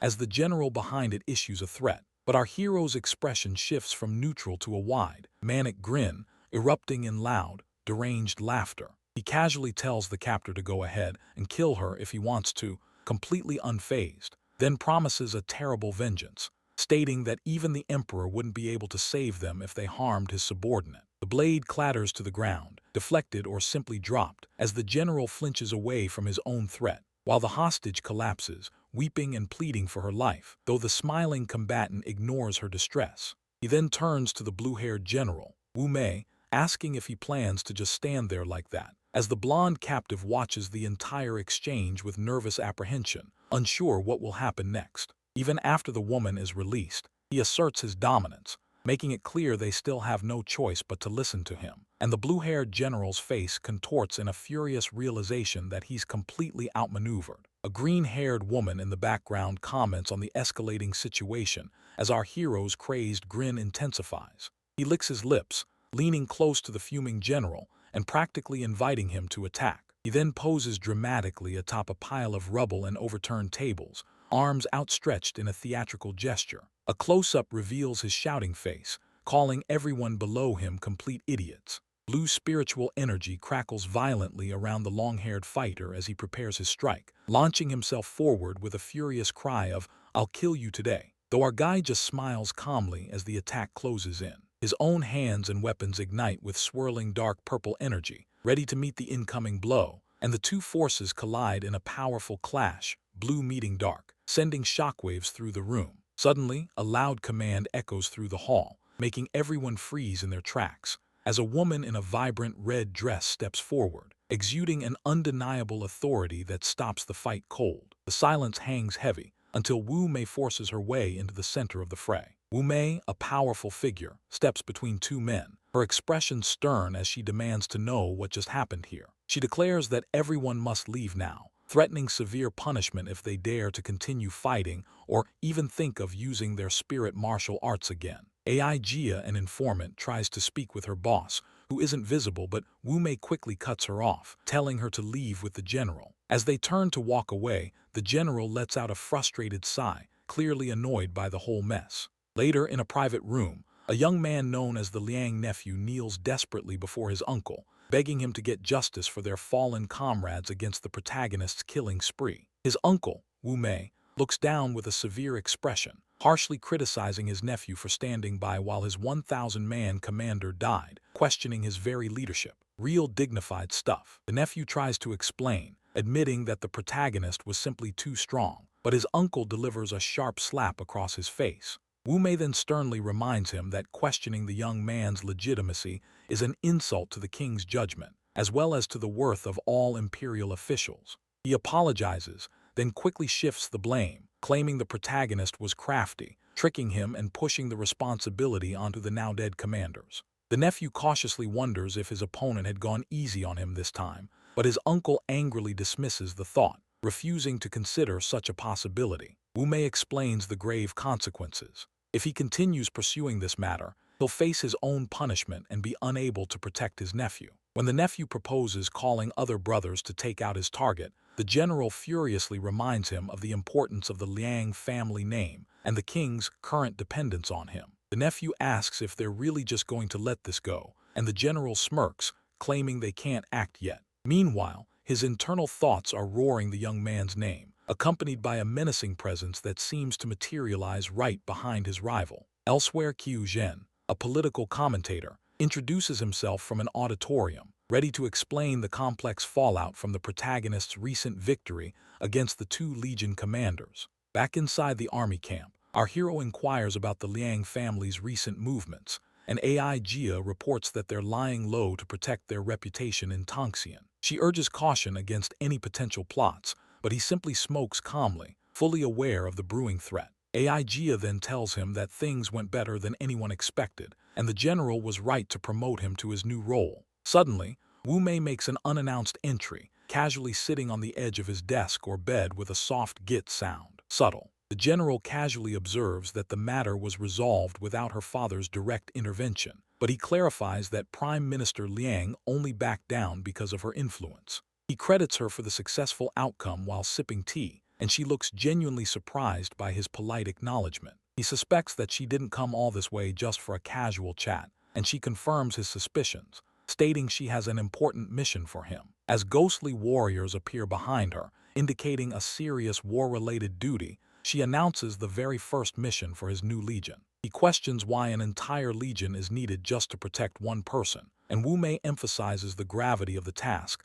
by performing a tea ceremony. She gravely explains that if anything were to happen to the princess, the entire Wu family would be executed, making this mission a matter of life and death. Our protagonist nods, understanding the immense gravity of the situation. AI Jia speculates that he might even be rewarded with command of another legion for his efforts, but he feigns disinterest in any further promotion while casually gearing up, which makes AI Jia chuckle. The laughter fades as Tang Yin and his companion depart into the silence of the road. Tang Yin and his companion ride horseback, discussing their impending arrival at Biguan, a small military outpost near Feng's border, noting the journey will take several days. Meanwhile, General Yin Bu watches over the walled town from the ramparts, a solitary figure surveying his quiet dominion. He charges forward on his horse along a dusty desert road, shouting commands for his troops to accelerate, kicking up a cloud of dust as they speed toward the imposing West City Gate, with its dark flags flapping against the sky.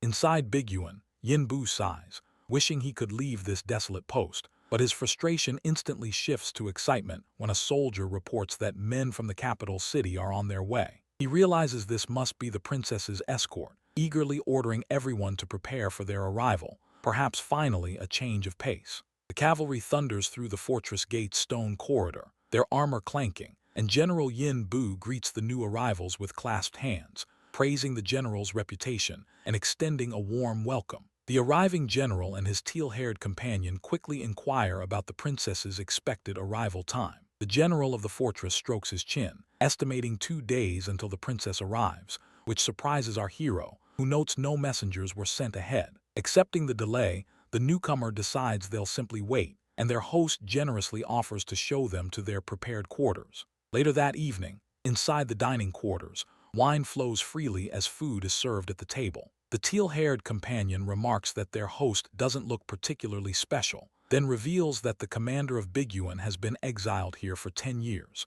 guarding the border without any support from the king. The visiting general calls for more provisions to be brought in, wanting to make sure they have enough for their stay. His companion acknowledges the request, ready to ensure that everything is prepared for the fortress general's visit. Later that night, the camera shows an exterior shot of Yin Bu's modest house nestled under a tree. Inside, he is startled awake by the sudden appearance of the visiting general, who carries a sword and a jar of wine, formally asking him to accompany him for some food and a drink. Yin Bu eagerly tears into some roasted meat but eyes the wine with concern, sensing a trap. He questions if his guest is testing him, given the strict drinking ban in camp, but the visiting general just smiles, raising a large bowl of wine to toast his host first, setting a daring example. Our hero tilts his head back, draining the entire bowl of wine in one long gulp. Yin Bu, after taking a sip, marvels at the wine's quality, noting it's been 3 long, dry years since he last tasted anything so good. Both men then agree to continue drinking until they're completely incapacitated. Sounds like a plan. Empty, overturned clay wine jars litter the floor, clear evidence of their heavy consumption. Yin Bu, holding his head, confesses his jealousy of his guests posting in the capital and his deep homesickness, but explains the futility of petitioning the king for a transfer, as his constant requests have gone unanswered for years. With a bitter smile, Yin Bu wishes for an enemy invasion, hoping it might be the only way to be released from his duty. His guest affirms his host's selflessness, praising his leadership ethics as they both raise their bowls, an exterior shot of the house at night showing them toasting to drowning their sorrows away. Meanwhile, high above, armed guards patrol the fortress wall under the starlight, their shadows stretching along the crenellated battlements. A sentry on the wall spots 3 dark figures moving stealthily across the rooftops below, then huddling together and conferring urgently in the shadows near a building. The next day in the fortress yard, the teal-haired companion shouts urgently that the Mo country army has been spotted outside, frantically running and desperately calling for the visiting general. The general points out that the central banner proudly displays the king's flag, identifying the approaching force as the princess's royal escort, swiftly resolving the potential misidentification crisis.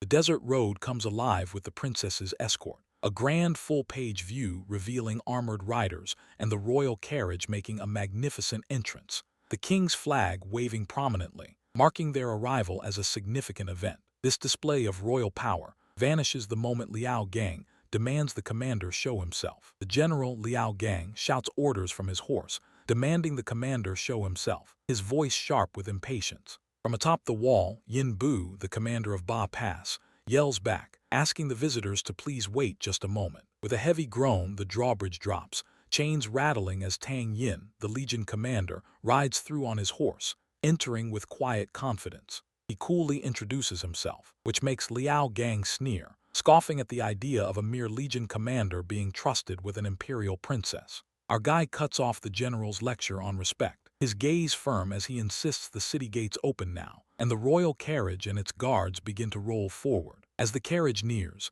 several hands reach out to halt the horses, while a green-haired guard holding a gleaming sword steps forward, ready to block the path. He calmly asks if Princess Yin Ru traveled well, and then requests the carriage curtains be opened, a simple query that makes the female guard scream about his impudence. The guard, Zio Min, points her sword right at him, her face twisted in anger, yelling at him to move out of the way immediately. A gentle voice from inside the carriage tells Zio Min to let him do it if it's that important, giving permission for the curtains to be drawn. Hearing her voice, he realizes the princess is sincere, not merely a figurehead, and he bows, showing deference as he appeases her request. With the princess's wishes met, he rides ahead, leading the royal party into the city, while the general watches him go with a mix of annoyance and curiosity. The general raises his massive spear, suggesting they spar since fate has brought them together, but Tang Yin warns that an accident between them could spark a war. Enraged, the general screams,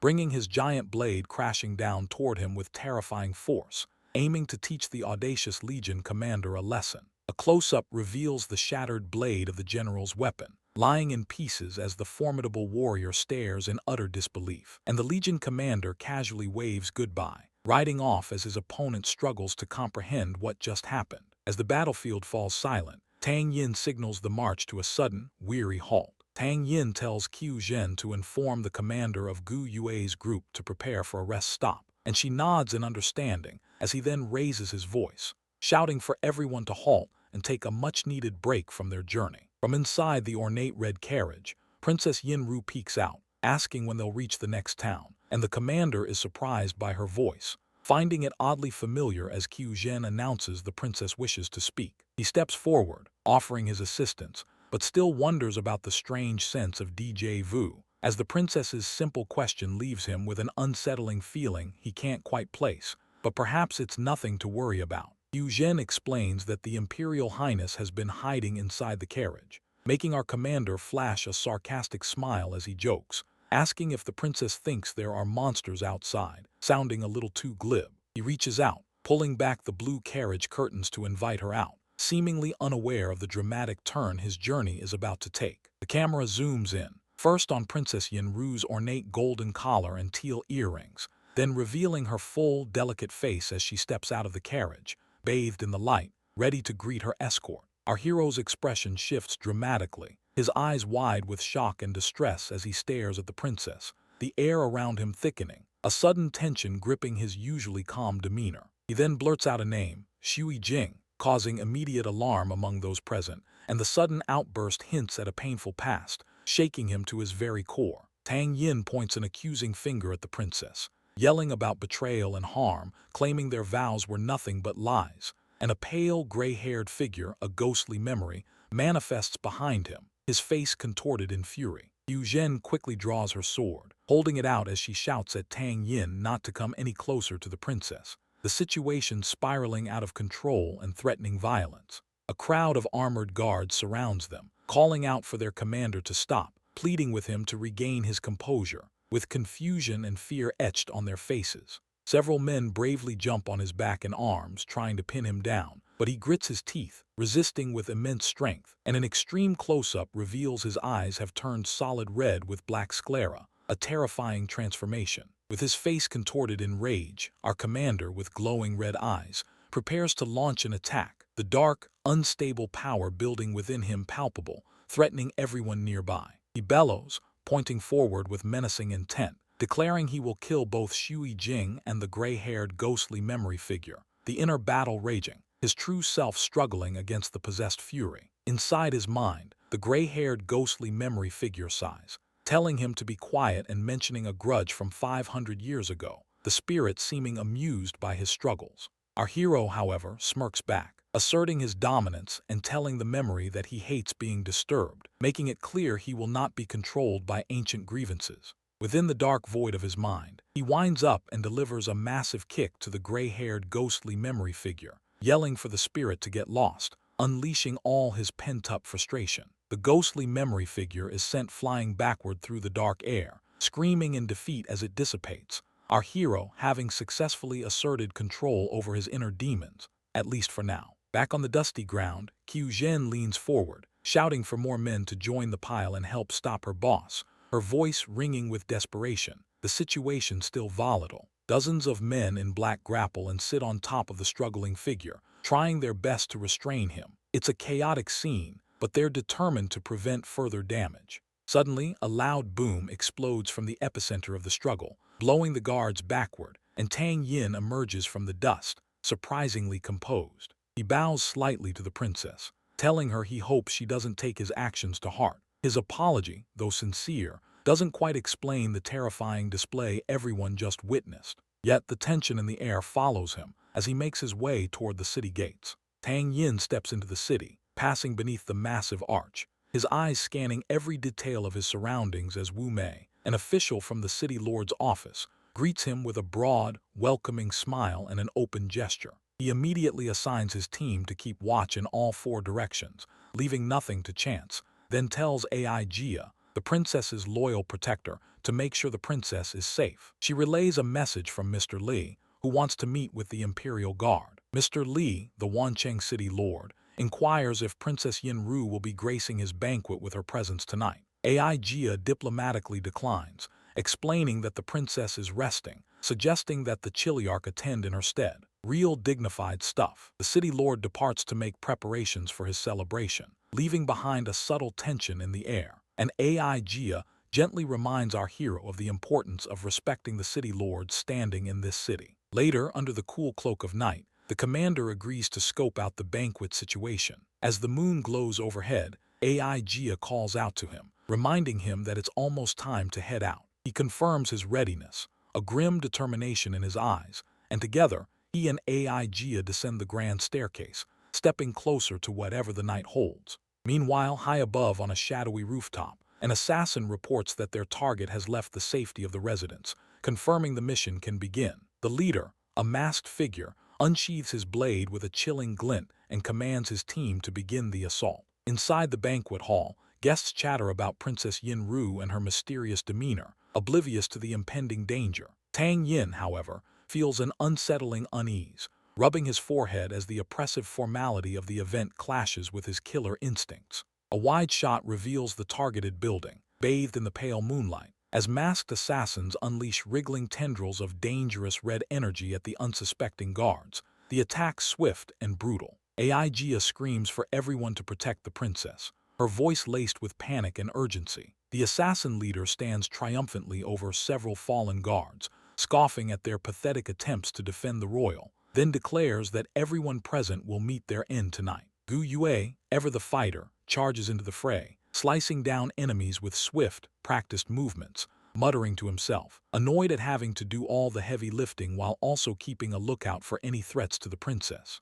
A warning cry pierces the chaos as an ally spots an incoming threat. The assassin leader, sensing a shift in the fight, becomes more focused, his eyes narrowing, and Gu Yue yells at his comrades to immediately control their spiritual energy. Gu Yue takes a heavy blow directly to his torso, staggering from the impact, and the assassin leader grunts, annoyed that his opponent is proving to be such a resilient nuisance. Gu Yue drops to one knee, struggling desperately against the oppressive spiritual weight bearing down on him, his body racked with pain. The leader raises his blade high, ready to deliver a fatal strike. Suddenly, a flurry of sparks erupts as blades clash violently, deflecting the killing blow. Our hero, Tang Yin, has arrived just in time, intercepting the attack aimed at his comrade Gu Yue.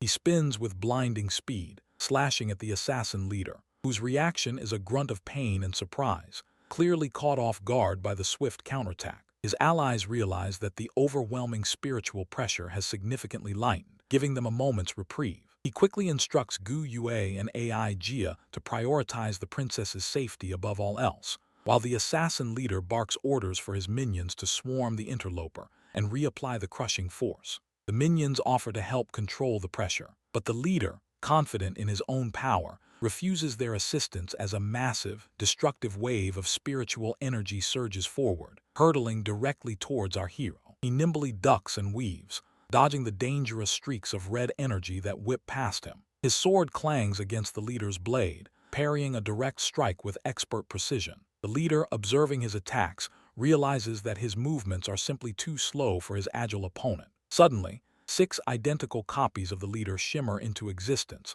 surrounding Tang Yin. He is stunned by the sudden appearance of 6 identical enemies. Undeterred, he swings wildly at the horde of clones, recognizing the desperate situation. With a fierce resolve, he decides to take a dangerous gamble to end the fight quickly. Amidst the chaotic clash of blades, he lets out a sudden, defiant laugh, catching his enemies off guard and confusing them. The clones, baffled by his reaction, question if this unexpected laughter signifies surrender. But that moment of confusion shatters as a brutal strike demands an immediate, bloody price. A relentless assassin delivers a brutal punch, throwing a loyal defender backward with a sickening thud, painting the ground with fresh blood. But Gu Yue firmly declares she won't let any harm come to Princess Yin Ru, even if it costs her own life. As a red-haired ally, coughing up blood, grimly admits they're outmatched and must buy time for their leader to escape. The primary assailant, a skilled assassin leader, casually states he's grown tired of playing games and is ready to finish things.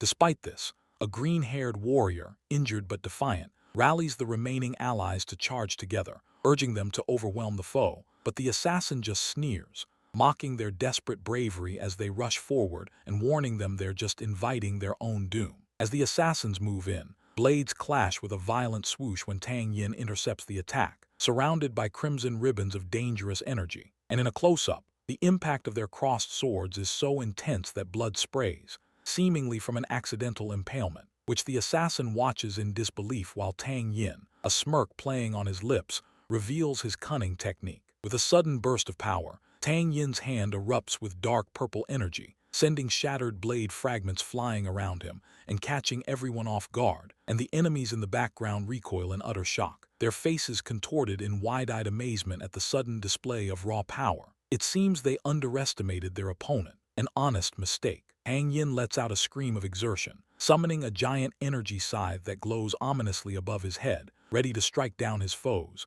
and his subordinates, witnessing this incredible feat, cry out his title, Commander Tang, a mixture of awe and concern in their voices, as a witness to the spectacle stares in disbelief, trying to process the overwhelming force unleashed before them. Tang Yin now stands calmly beside a perfect duplicate of himself, leaving the observers gasping at the apparent impossibility of such a trick. But the assassin scoffs dismissively, convinced it's still just a mere clone and not a true threat, as both versions of our hero then prepare for a coordinated assault, ready to show the assassin just how wrong he is. Our hero asks if they truly believe a mere clone could scare him, a taunt delivered with confident ease, but then in an instant, Shadow appendages erupt from his arm, piercing into the assassin's back with chilling precision. This isn't just about fighting, it's about making a statement. The captured assailant flies helplessly into a swirling vortex of darkness, swallowed by the ominous WOOSH effect. And a bald assassin, witnessing the impossible, questions how a mere shadow can be wielded as such a devastating weapon, as our guy,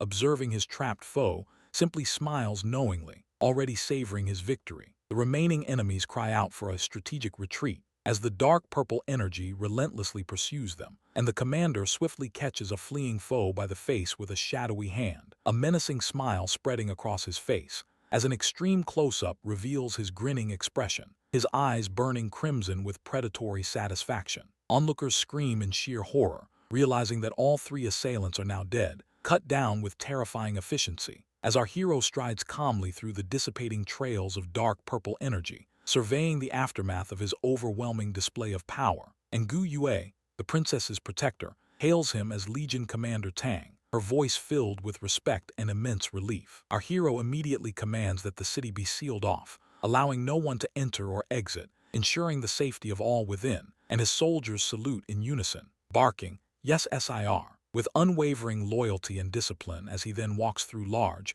imposing doors, entering the city's interior alone, preparing for whatever comes next. Meanwhile, in the princess's chamber, wounded allies lie scattered on the blood-soaked floor, reaching out desperately for help, as the green-haired warrior, barely conscious, warns the Imperial Highness to run, sacrificing himself for her safety, and Princess Yin Ru looks utterly alarmed as the warrior calls her name, Zio Min, while the menacing assassin looms over her, calmly telling her not to worry about others. The assassin brings the tip of his sword close to Princess Yin Ru's head, delivering her grim death sentence with chilling certainty, and a close-up reveals her calm, resolute face, accepting her impending fate with surprising courage. As the attacker pauses silently, a moment of ominous quiet before he intends to strike, savoring the fear in the air. The assassin's hand reaches out towards Princess Yin Ru, lamenting her undeniable beauty as he prepares for the kill, and his eyes glow with a fierce red as he raises his sword, dark purple energy swirling ominously around the deadly blade. Just as the princess gasps in terror, an off-screen voice shouts,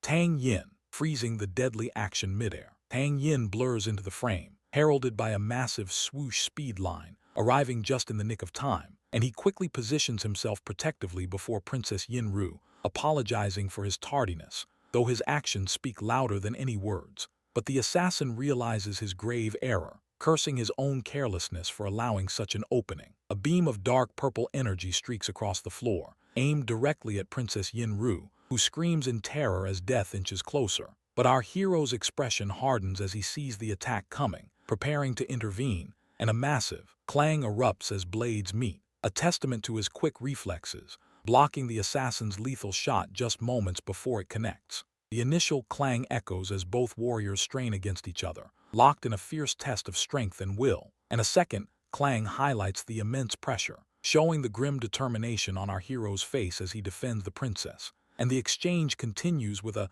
WOOSH as their movements accelerate, a blur of deadly motion. An energy blade sweeps past with a FWOO sound, passing so incredibly close it fills the entire frame. But our guy whirls, clutching Princess Yin Ru tightly to his chest, expertly avoiding the attack with another WOOSH of motion. He's not just deflecting, he's moving with the speed of a phantom. The assassin's eyes widen in stark realization, whispering, "Not good," as his defenses begin to crack, and his armor shatters and explodes with a shatter effect, revealing his bare chest beneath, an impossible feat from the commander, as the now shirtless assassin stares in disbelief, questioning how a mere commander could possess such immense spirit energy, instantly deciding he must escape immediately. Our hero's blade descends swiftly towards the retreating figure, a powerful strike meant to end the fight, and the dark purple blade cuts across the screen with a forceful whoosh, making painful contact, as the bald assassin's face contorts in agony, blood dripping from his mouth, a clear sign of his mortal wounds.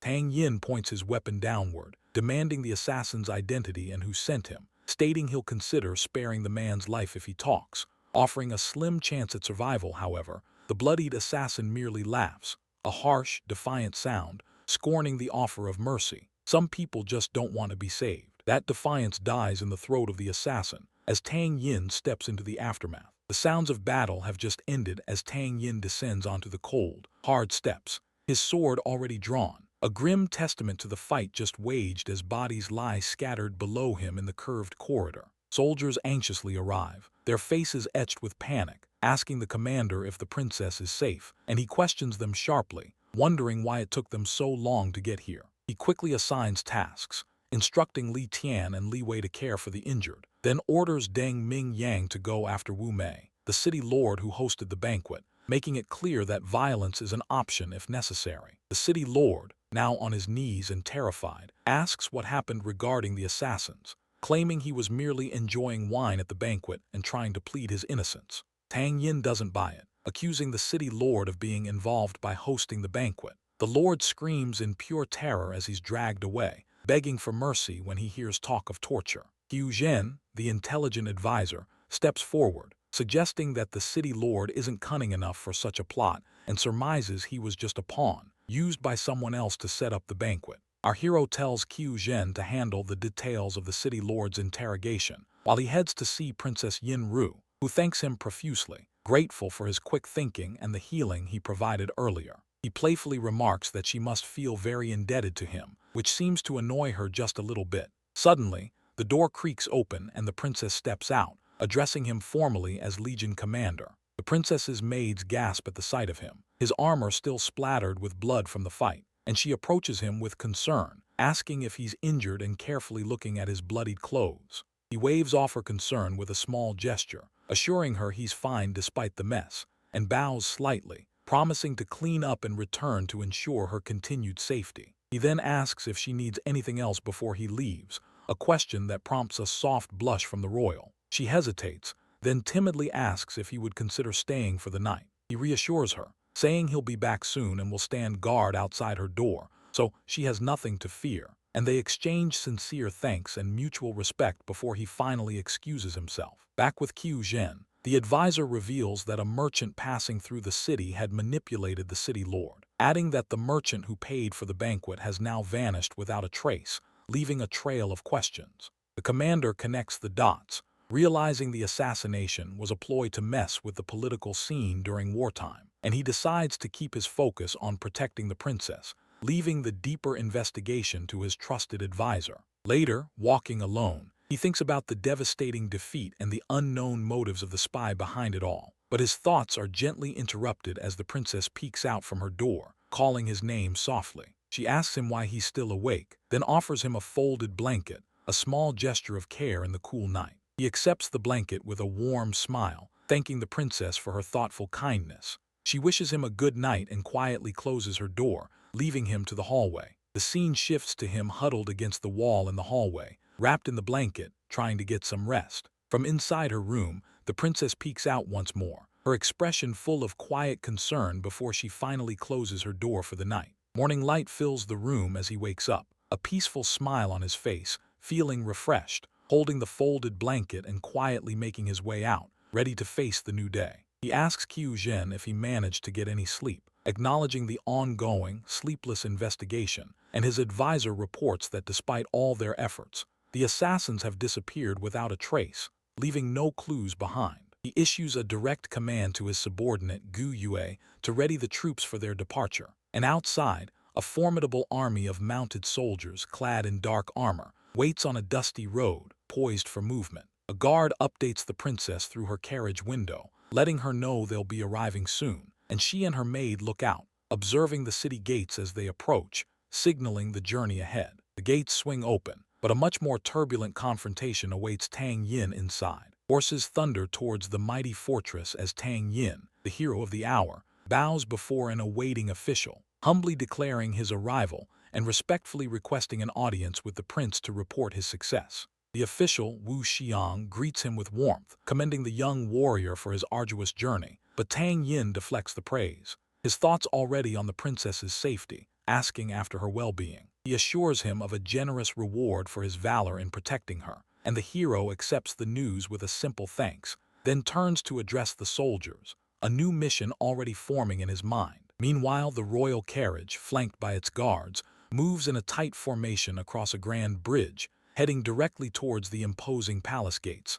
Quite the welcome, actually. Inside the lavish banquet hall, nobles from across the land bow deeply as the princess and her companion make their entrance, and she then takes her place at the head of a long table, ready for the feast. Night descends over the sprawling palace complex, casting long shadows across its ancient stone walls, and back in her chambers, the princess sips her tea, noting aloud that they arrived safely despite some unforeseen troubles. Her maid observes that the young warrior possesses remarkable patience, a quality she finds admirable, and the princess nods, explaining that her sister personally chose him for his steadfast character. Still, the princess gazes out the window, a subtle unease clouding her thoughts, even after their safe return. It seems a quiet mind still has its worries. Across town, in a war council room, several ministers gather around a large, circular table, deeply engrossed in their discussions, and one suggests promoting him to a Zhengxi general, giving control over 3 entire armies.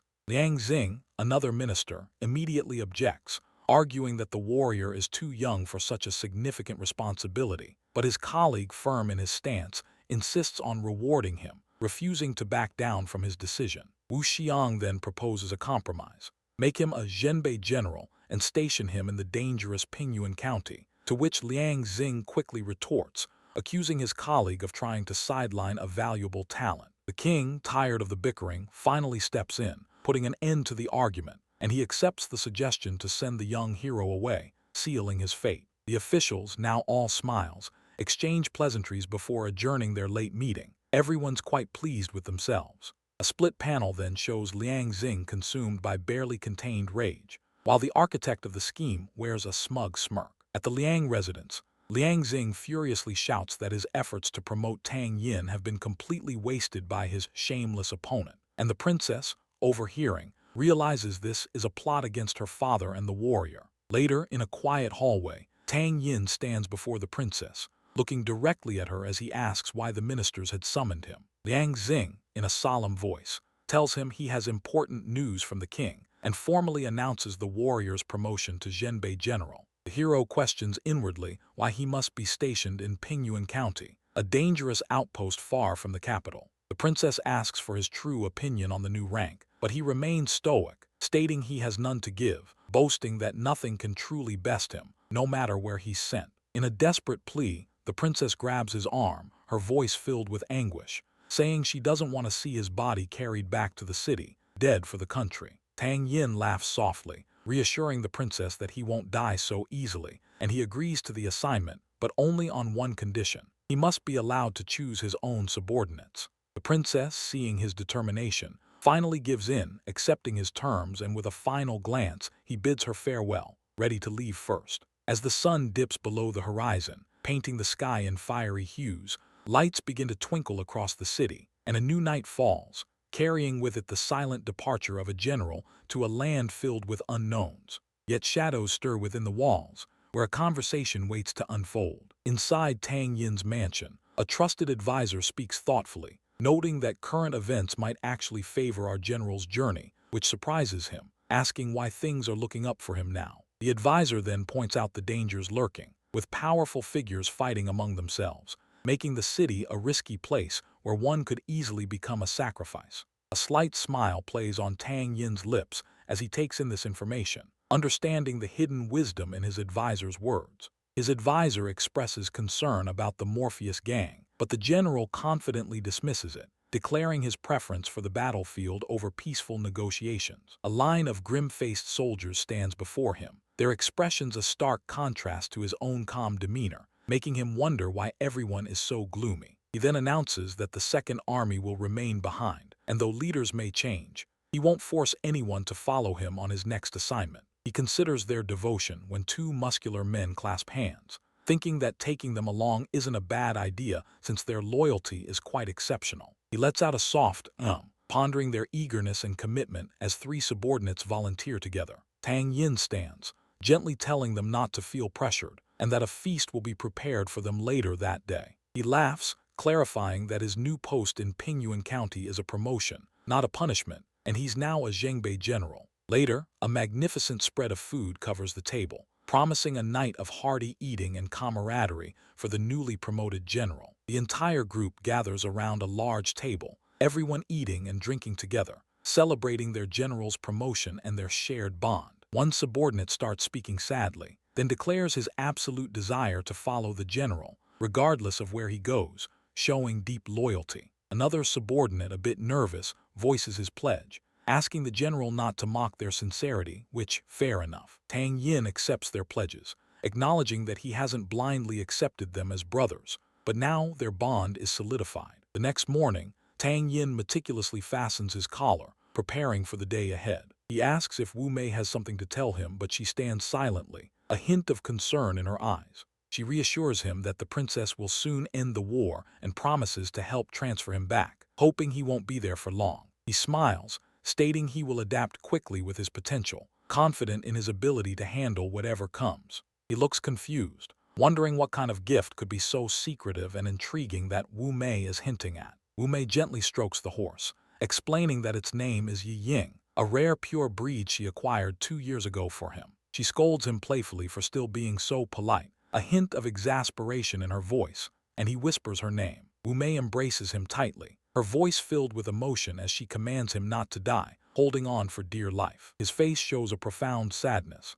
a testament to the weight of her plea and the journey ahead as she sobs. Their hands slowly part, the separation marked by falling leaves swirling around them as she walks away alone. The next morning, the city walls stand tall as Tang Yin leads his army out through the gates, beginning his journey to Pingyuan County. A crowd of people gathers, their faces etched with concern as they send off their general. Meanwhile, the princess, Yin Ru, sips her tea in a pavilion, seemingly serene, but likely harboring her own worries as Wu Mei watches the departure from a window. The crowd shouts well wishes, telling him to take care and have a smooth journey, and Tang Yin turns back to ask why they're crying. With a gentle smile, he promises that they will meet again if fate allows, a hopeful declaration before he rides off into the unknown. But the solitude of the open road is short-lived as the journey toward Hang City begins. They'll hit Hang City by noon tomorrow, his blue-haired companion explains, their final stop with the new governor, who's already miles past worrying about Governor Yu's rejected banquet. His companion, Gu Yue, wonders aloud why the governor even bothered inviting them, probably just trying to win favor, which clearly didn't work, since the governor's mind is already on other things. As they ride the dirt road into evening, Gu Yue keeps running his mouth about Governor Yu's incompetence, until a sharp halt cuts through the air, and heavy footfalls force them to stop. 2 burly bandits block their path, claiming the road as their own and demanding a toll, with one of the twins snarling that resistance means certain death. The newly appointed governor points a finger, calling the bandits insolent fools for trying to rob troops, then summons Gu Yue, as the bandit retorts, mocking the traveler's simple clothes and asking who he thinks he is. His eyes flash as he declares himself the newly appointed governor, stunning the bandits into silence before he leaps forward, a scythe-like weapon appearing in his hand and moving faster than the eye can follow. One bandit twin reacts with a stunned "eh" as the attack lands, his face contorting in shock while the dark weapon glows, clashing against the armed bandit's own weapon with a violent impact. He floats briefly, surrounded by dark purple energy, assessing their strength, then, engulfed in shadowy tendrils, asks if they've ever heard that all is fair in war. The weapons lock in a brutal standoff, creating a brilliant shockwave of light and crackling purple energy right at the impact point, radiating raw power. He weaves effortlessly between 2 attackers, his glowing weapon a blur as it clashes repeatedly against theirs in a deadly dance. With a powerful surge, a massive purple arc slices through the air, hitting the enemies with devastating force and knocking them backward onto the ground. He inwardly admits he can't hold them all off alone due to their surprisingly high rank and coordination, and then an enemy's axe grazes him, drawing a sharp jolt of pain. The bandit twins suddenly turn their heads in shock, spotting an approaching cavalry in the distance, and their leader shouts a command, sending them fleeing into the trees, one yelling that he got lucky. But this wasn't over.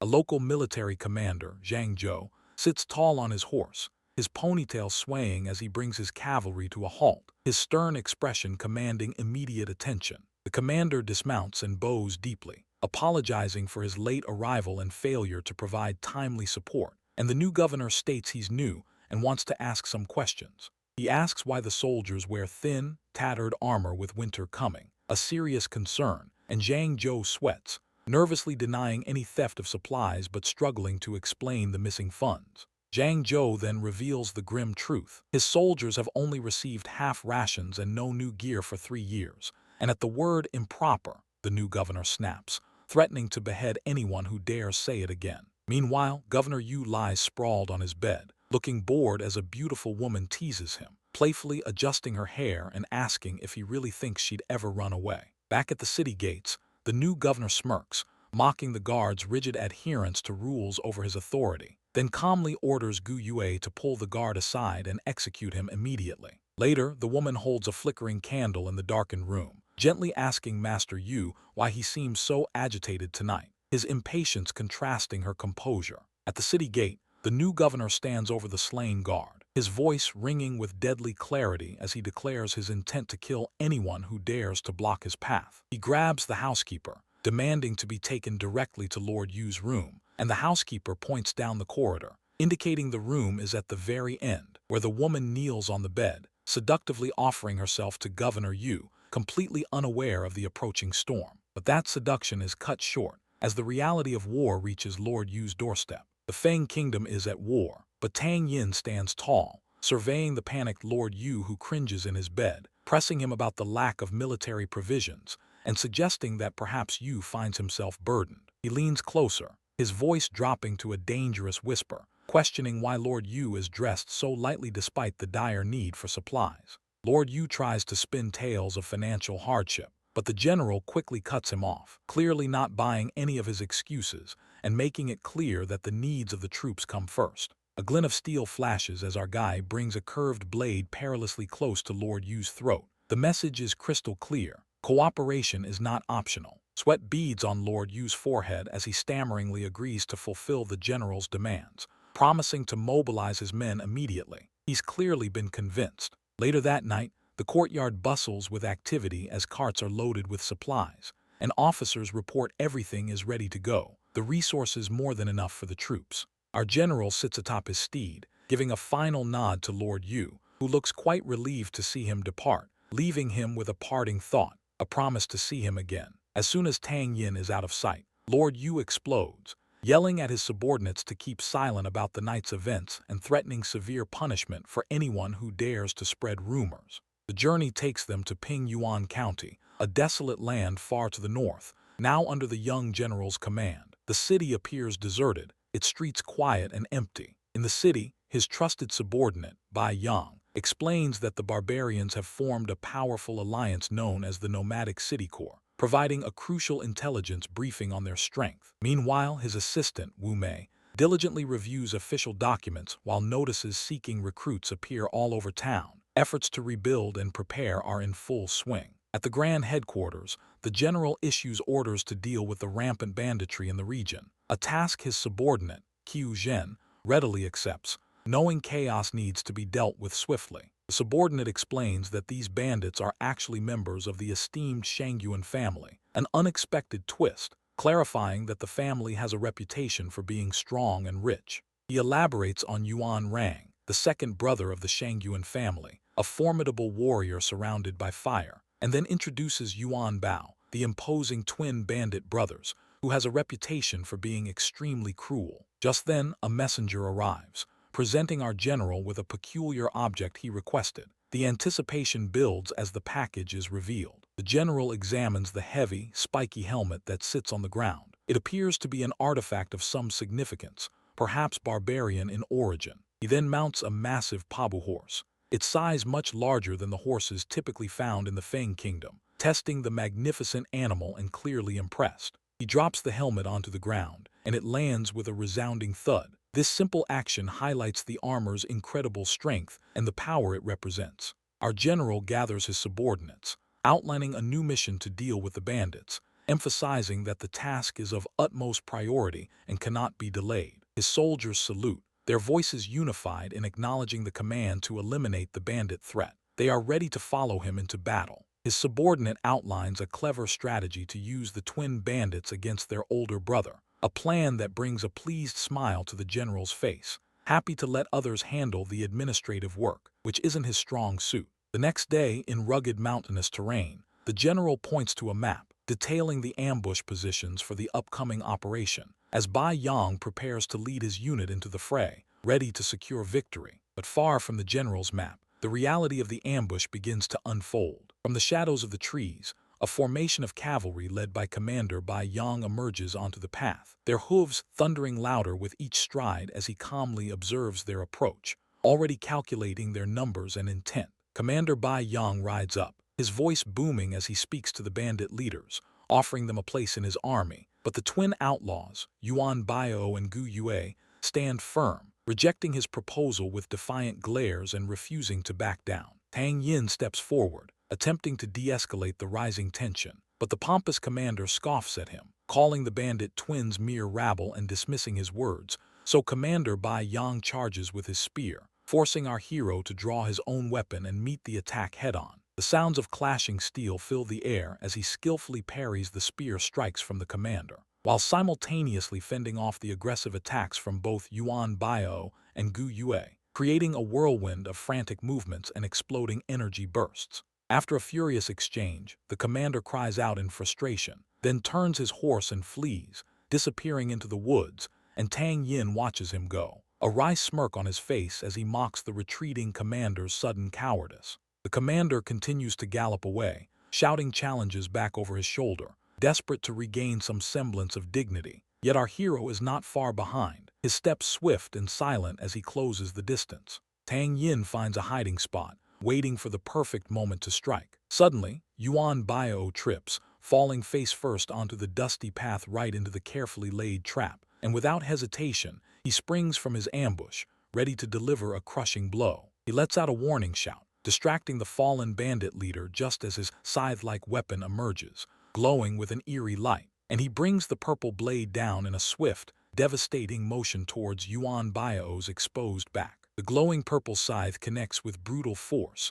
sending Yuan Bio crashing into the hard ground in a cloud of dust, the bandit twin lying defeated, knocked out cold by the powerful blow. Gu Yue screams his brother's name, seeing him fall, his face contorted in a mix of shock and rage, and he curses our protagonist, then lunges forward, determined to avenge his twin's swift defeat. Tang Yin calmly blocks Gu Yue's frantic attacks, easily handling the enraged twin's blade, and with a powerful sweep, he unleashes a wave of crimson ribbons, pushing the other twin back and creating some space. As the fight rages, an arrow suddenly whizzes through the air, narrowly missing the combatants. Reinforcements have arrived. Our guy quickly commands his waiting troops to move in and apprehend the remaining bandit. A skilled subordinate, a girl with striking purple hair, swiftly unfurls her specialized binding rope, ready to ensnare Gu Yue. His subordinates expertly tie up Gu Yue, explaining that the enchanted rope is unbreakable, ensuring no escape, while Yuan Bio, now conscious but still bound, shouts complaints about the unfair ambush. Real sportsmanlike conduct there. He silences the noisy prisoner with a stern glance, then turns to a grizzled 1,000-man commander with gray hair, ordering the senior officer to remain behind and guard the captives, trusting him with the crucial task. Back on the chase, a massive sphere of dark purple energy expands from Tang Yin's form, destroying the surrounding terrain with its explosive power. Commander Bai Yang, caught in the path of the blast, braces himself for the impact, his own weapon glowing as he tries to deflect the devastating wave of energy. Amidst the swirling dust and debris, he re-engages the commander in close-quarters combat, their weapons clashing repeatedly, creating bright sparks with every forceful impact. Tang Yin expertly parries a flurry of attacks, multiple weapons striking at him from all directions at once. Each deflection is precise and deliberate. With a swift, decisive move, his weapon connects solidly with the commander, striking a critical point, and the blow is powerful, leaving no room for doubt. Commander Bai Yang is sent flying through the air by a surge of dark purple energy, crashing hard against a rocky outcrop, and Tang Yin immediately orders his troops to restrain the defeated commander. The 1,000-man commander with gray hair praises his leader, relieved that such powerful enemies have been dealt with, and Yuan Bio, still bound and gagged, can only glare as Li Wei, a loyal ally, reports that Legion Commander Zhang has finally arrived. As the dust settles over the camp, the city life outside the walls continues completely unchanged. The new governor stands in profile, a book held loosely, while his blue ponytailed subordinate looks away, lost in thought, as ordinary citizens walk past an announcement board, utterly disregarding the news. On a red-railed bridge, 3 figures stand over calm water, One salutes, reporting to Legion Commander Zhang, who then leans in, asking why the suppression of bandits isn't met with public celebration. His subordinate stammers, explaining the Shangyuan twins only ever stole from merchants, never the common people. On a bustling city street, two women point towards an approaching figure, identifying him as Shangyuan Yuan Jai, speculating that the new governor only fights local bandits to avoid the real threat of barbarians, and that the Shangyuan twins actually help the poor. Yuan Jai himself walks with purpose, a book in hand, stepping decisively through the crowd. A messenger bows deeply, announcing Shangyuan Yuan Jai's arrival at the manor's doorstep. The governor smiles faintly, noting his visitor has grown impatient, and orders him to be brought to the main hall. Commander Zhang salutes crisply, heading off to carry out the instruction. Shangyuan Yuan Jai clasps his hands and bows low, introducing himself to the new county governor. He internally notes that the governor is surprisingly young for such a position, while Commander Zhang also looks on in surprise. Our guy acknowledges Yuan Jai's reputation and asks the reason for his visit. Yuan Jai explains he has come to plead for a second chance for his two incompetent brothers. The governor praises Yuan Jai's past support, but directly questions if he ever tried to stop his brother's criminal acts. Yuan Jai insists he didn't turn a blind eye, but his brothers are simply too stubborn to listen to reason. The governor then declares he will execute the brothers publicly tomorrow to ensure they can cause no further harm. Yuan Jai immediately kneels, begging for reconsideration and reminding the governor of his past donations and sincere support. Yuan Jai swears he will personally arrest his brothers again if they reoffend, even offering his own head as a guarantee. The governor smiles, considering the desperate vow, and states he believes Yuan Jai but has one condition. He then outlines a plan for two sub-county positions, one for military affairs, which will go to Qiu Zhen, and one for government affairs, which is still open. Commander Zhang realizes the implication of the governor's words regarding the open position. The governor leans back confidently, declaring that the government affairs position belongs to Shangyuan Yuan Jai himself. Yuan Jai stutters, unable to fully grasp the unexpected proposal, so the governor gives him 3 days to consider it.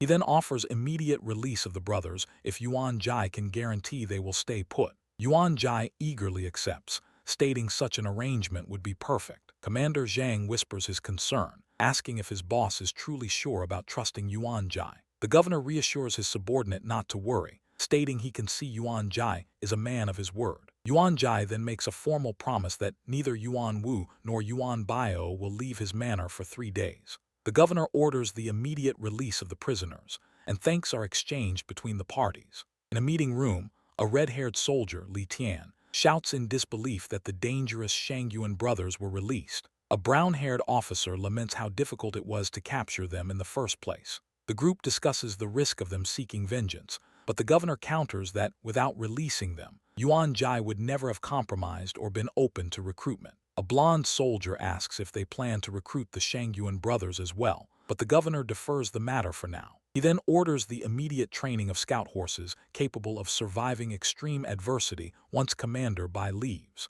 The governor announces the formation of independent scout regiments, naming Li Tian and Ai Jia as their leaders. The governor grants the scout commanders authority to pick 500 men from any legion without needing to report to him. Both Li Tian and Ai Jia accept any terms requested and pledge to train their elite units quickly. Just get it done, no questions. Under the pale moonlight, a wide shot reveals the traditional Chinese manor buildings bathed in a soft glow. A dark-clad assassin stands alert by a tree, scanning the silent area for any disturbances. The assassin moves with silent grace across the roof tiles, a faint rustling sound accompanying his steps. A close-up reveals the assassin's determined face, partially obscured by his mask. The camera pans across intricate wooden ceiling beams, revealing an empty, moonlit room. An empty chair with clothes draped over it stands eerily still. A figure is visible, seemingly asleep under blankets in a traditional bed, as the assassin observes from the shadows.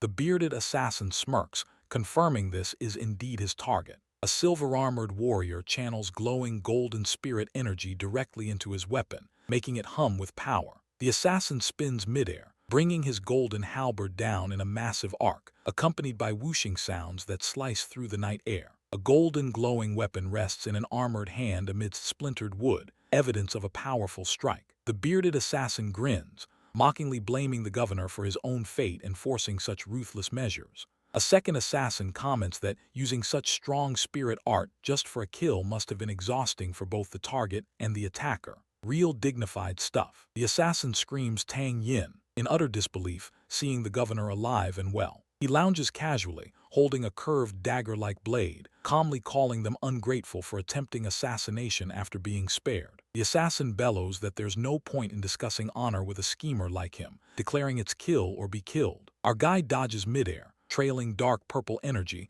as the assassins swing their golden weapons. A massive clang impact erupts as their weapons collide, creating an explosive burst of energy. The governor spins, his purple energy trail a blur, barely dodging a sweeping golden halberd. The assassin yells angrily about his opponent using the same trick again, swinging wildly in frustration. A rapid sequence of dodges, counterswings, and near misses fills the frame, the fight intensifying. He slides backward along the ground, expertly maneuvering between his two attackers, who miss him completely. Both assassins swing downward at the sliding target, but he merely grins up at them. A loud slam echoes as the assassins crash their own weapons together, hitting only the ground, while the governor's smug smirk is clearly visible. Both armored assassins show confusion and shock, question marks appearing above their heads. A massive boom explosion erupts in the center of the floor, accompanied by blinding lightning effects. The ground completely collapses into a smoking crater, sending both assassins plummeting into the darkness below. Yet beneath the rising smoke, something far more dangerous prepares to emerge from the wreckage. From the edge of the pit, the larger of the two men screams in pain, battling the inferno as onlookers question if anyone can survive such a blaze. But the reborn Tang Yin simply reassures his companion, Qiu Zhen, that the twins are strong enough to endure this trial. He gives a swift command and his subordinates move quickly, dousing the fierce flames that had engulfed the pit. Moments later, the same two men kneel before him, defeated but alive, their resistance broken. The young master leans in, questioning why they risked everything just to seek revenge. Their past actions still a blur of defiance, then turns to his trusted advisor, ordering medicine to heal their burned eyes, an unexpected gesture of mercy. He then makes an offer, a chance for them to leave and rejoin their family, suggesting that a position as his personal guard would suit their unique skills perfectly. A proposal that leaves the larger twin, Yuan, truly shocked. Yuan wonders aloud if the new leader truly fears their betrayal, prompting a philosophical question from the master of Ping Yuan. Who is truly the villain in this complicated game? Yuan admits his capabilities far surpass the last governor's, a grudging respect in his voice, and Tang Yin promises not a long life, but a glorious one, if they choose to follow him. He stands before his growing assembly of followers, his voice firm as he pledges to share everything he gains, asking only for their loyalty in return, aiming to build a family from these disparate souls. After a moment of tense hesitation, a murmur of assent passes between the twins, and Yuan finally makes the decision, committing both himself and his brother, Li Wei, to the reborn leader's cause. Inside a quiet hall, Chengdu and Yuan Jai bows deeply before him, a plea for forgiveness on his lips, and the commander of Ping Yuan asks if he's reached a decision regarding the earlier offer. Chengdu accepts the position, his voice filled with urgency as he begs for leniency for his twin relatives, unaware that the target of their assassination attempt has already recruited them. Chengdu and Yuan Jai stand stunned, unable to believe his ears, as Tang Yin reveals his earnest intention to keep the brothers. He then turns and opens a nearby door, revealing the twins being treated for their injuries. He calls out to the twins, who are now blindfolded, receiving news from his advisor that their eyes are healing well, with only minor burns, a testament to their resilience. Chengdu scolds his twin relatives for their audacity, asking why they would even question his presence. But Yuan simply suggests that by relying on the young master, their family might finally stay together. With newfound conviction, Chengdu decides to place his trust in him, offering his sincere assistance, ready to bet his family's future on this unpredictable leader. Real dignified stuff. Back in his office, Qiu Zhen reports on the successful administration of Ping Yuan County and the steady recruitment efforts, presenting a pile of documents that confirm their progress. He reviews a decree, confirming the expansion of his forces to 5 legions, a significant increase in their military might that solidifies his growing power. Qiu Zhen then recommends the twins, Yuan and Li Wei, for the roles of new legion commanders,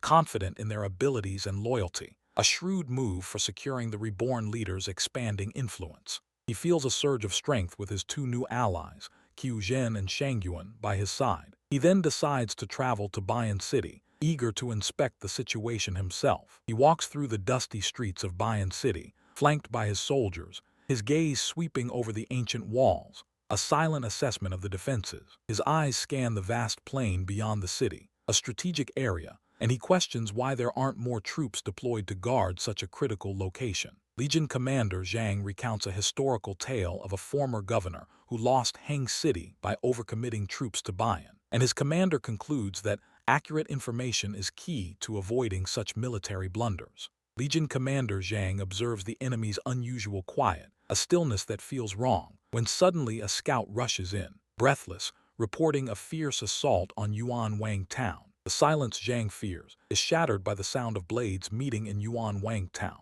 In the thick of it, a warrior deflects a mighty axe with his blade, the metallic crash ringing out as a testament to the brutal fight already underway. This isn't just a skirmish, it's a full-blown war, and our warrior is right in the middle of it. Amidst the dust and chaos, a commander urges his forces to hold the line against the relentless assault, their voices straining against the din of battle. Meanwhile, a ferocious barbarian leader howls orders to crush the defenders, his roar a chilling promise of violence and destruction. Tang Yin charges across the sandy plains, his battle cry echoing as he rallies his men, urging them to prepare for the inevitable clash. He knows this fight will be hard, but his determination burns brighter than any fear. He keenly observes the overwhelming numbers and sheer size of the opposing forces, acknowledging the harsh reality of their challenge. With a swift command, he calls to his loyal steed, Shadow, to leap into the fray, knowing they must act decisively. Then, in a breathtaking display, he and his horse launch themselves high into the air, a trail of dark purple energy swirling behind them like a furious storm. The maneuver is both daring and deadly, catching their enemies by surprise.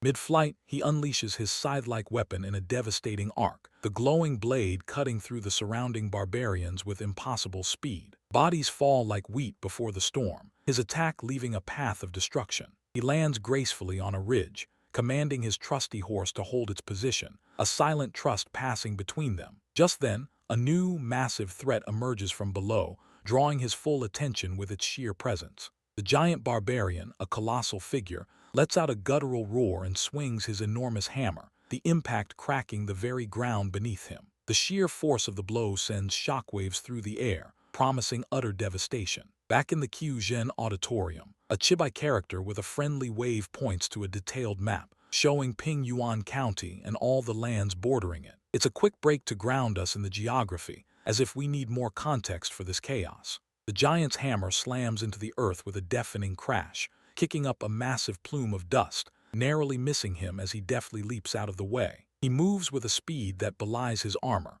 avoiding what would have been a crushing blow. With lightning reflexes, he grabs the giant's face, a sly smirk playing on his lips as he taunts the behemoth about a meal. He prepares for a swift, decisive strike, knowing this brute needs to be handled quickly. Then, with a powerful surge of will, he conjures a swirling vortex of dark purple energy, encasing himself and the bewildered giant within its shadowy confines. The raw power emanating from him is astonishing. He then effortlessly hurls the now flaming hammer, a weapon previously wielded by the giant himself, directly into the enemy lines. The massive projectile slams into the barbarians with devastating force, scattering them like toys. In the barbarian rearguard, the Silver Rider watches the disruption, foolishly dismissing the hero's sudden disappearance as a mere trick. He bellows a command to his troops, ordering them to kill the man who dares challenge them. Our protagonist moves like a blur, his powerful weapon leaving trails of glowing purple as he cuts through the nearby enemies with impossible speed. Each slash is precise and deadly, leaving no room for counterattack.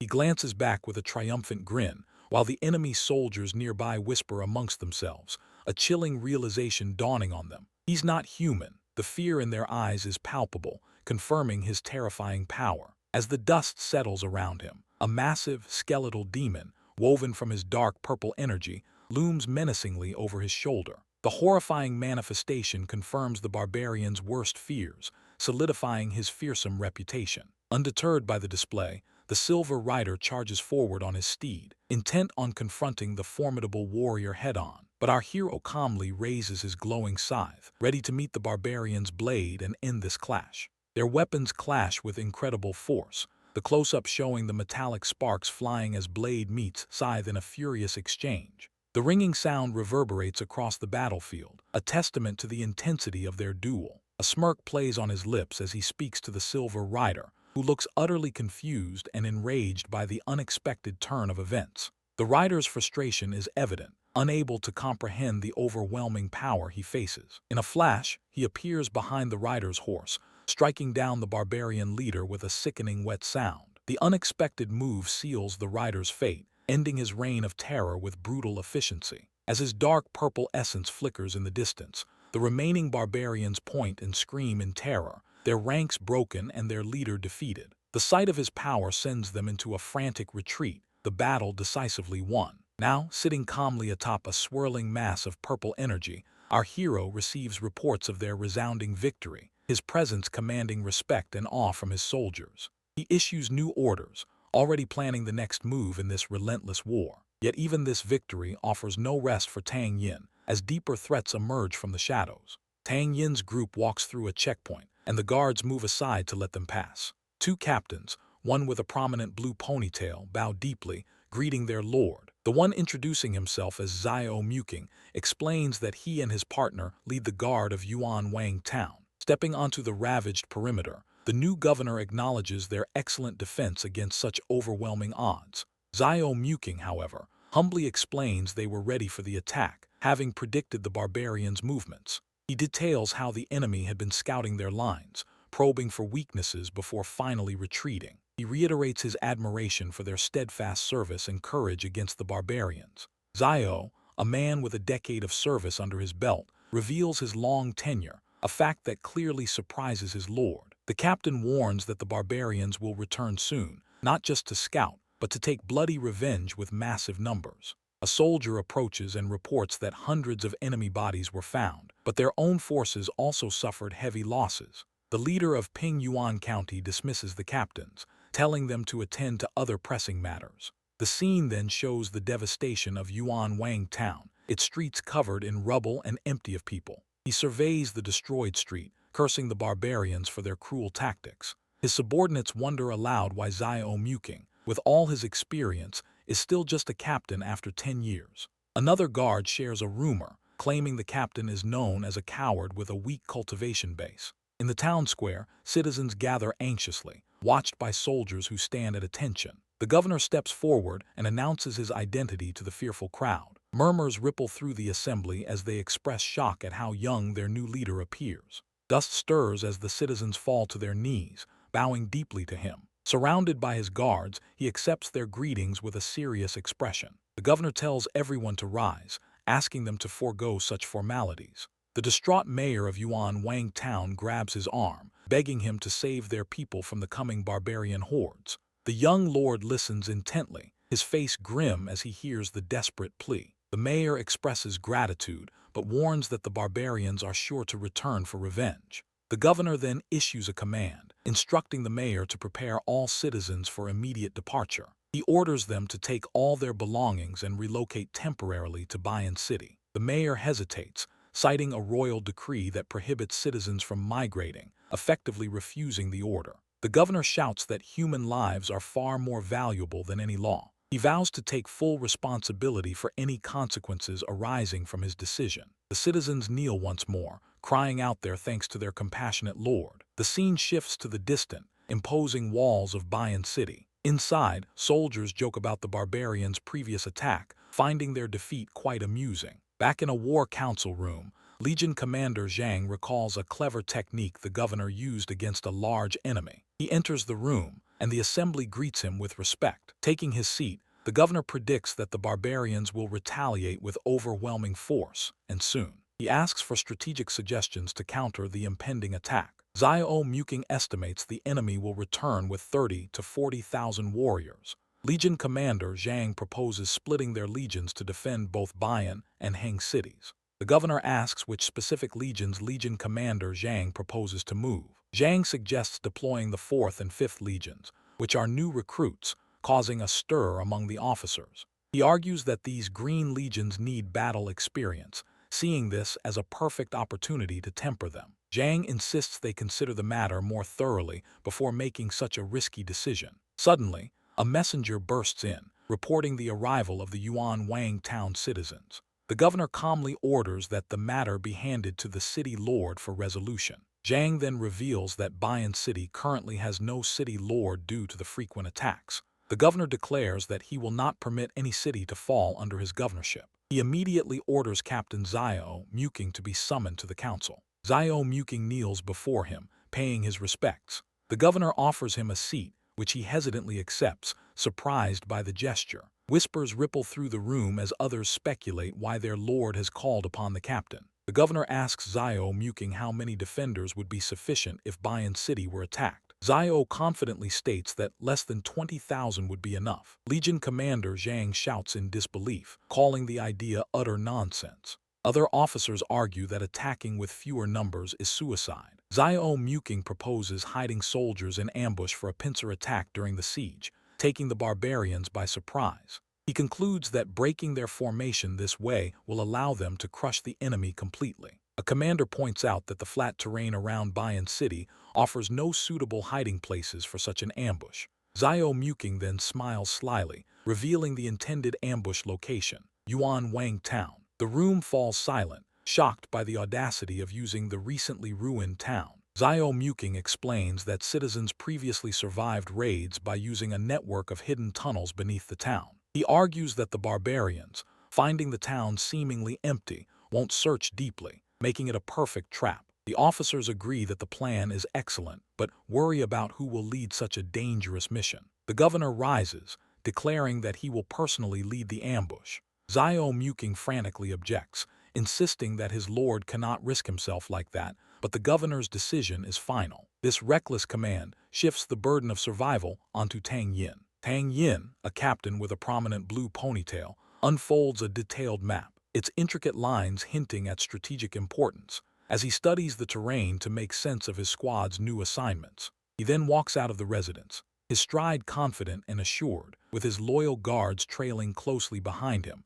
ready to tackle whatever challenges the night holds for the city's defense. At the city walls, he observes his soldiers diligently working, securing the defenses under the cover of night, opting not to climb and letting them focus without interruption, a silent gesture of trust in their efforts. Later, an innkeeper warmly greets the governor of Bayan City and his retinue, welcoming them inside from the chill night air. The establishment offers a brief respite from the city's urgent preparations. Now seated, the commander of the Yuan Wang Town Guard settles down, contemplating how long it's been since he last enjoyed a simple cup of wine, taking a moment to savor the thought amidst the chaos. Suddenly, an aggressive soldier, clearly agitated, shouts at him for what he perceives as meddling in military affairs, accusing him of being too comfortable while others work. The soldier's frustration boils over in the crowded inn. The agitated soldier then escalates, threatening to apprehend our hero as a barbarian spy, convinced his instincts are correct as the inn's atmosphere grows heavy with tension.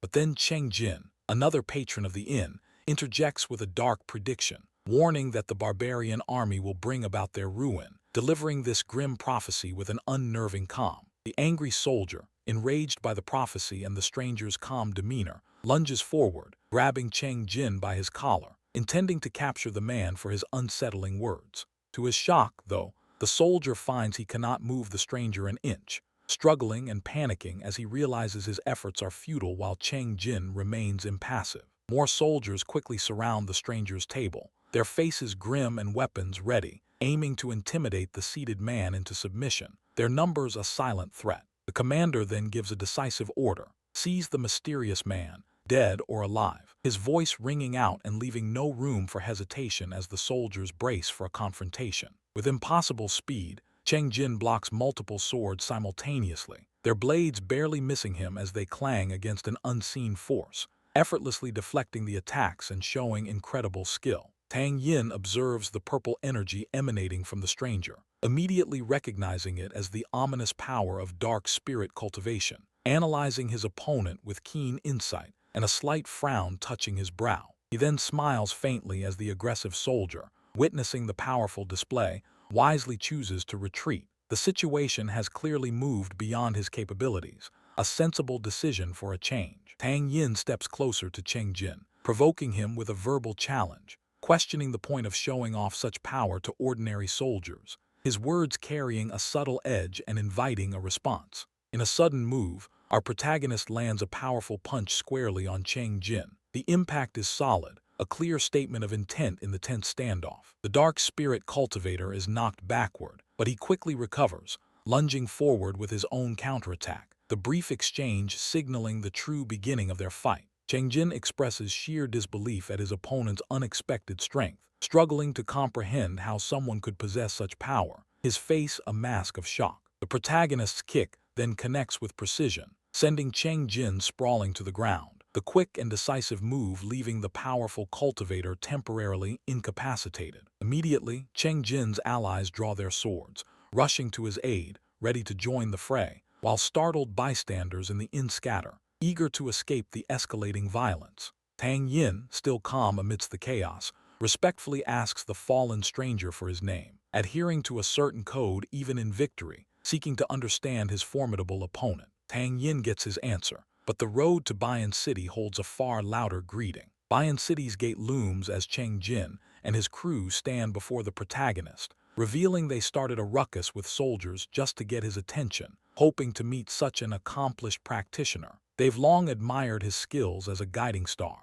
Expository panels show abused laborers, a stark reminder of the prejudiced dark spirit cultivator's face, but a Chibai Tang Yin declares his firm rejection of such unfairness, showing his conviction to fight oppression. Chengdu then kneels deeply, pledging absolute service if our guy accepts them, his companions following suit. Jiang Mo and Ao Qing, each hoping for a new start, introduce themselves with respectful bows. A warm smile spreads across the young leader's face as he declares them his people, a simple affirmation that changes their lives forever, and the four new followers drop to their knees in gratitude. An aggressive pointing hand from off-screen suddenly threatens their peace. Armed soldiers burst in, immediately identifying the kneeling group as spies and accusing them loudly, their faces hard with suspicion. But one soldier gasps in shock and kneels, recognizing Tang Yin and realizing their grave mistake. Our protagonist commands them to stand down and send their men away, calmly stating there are no spies present,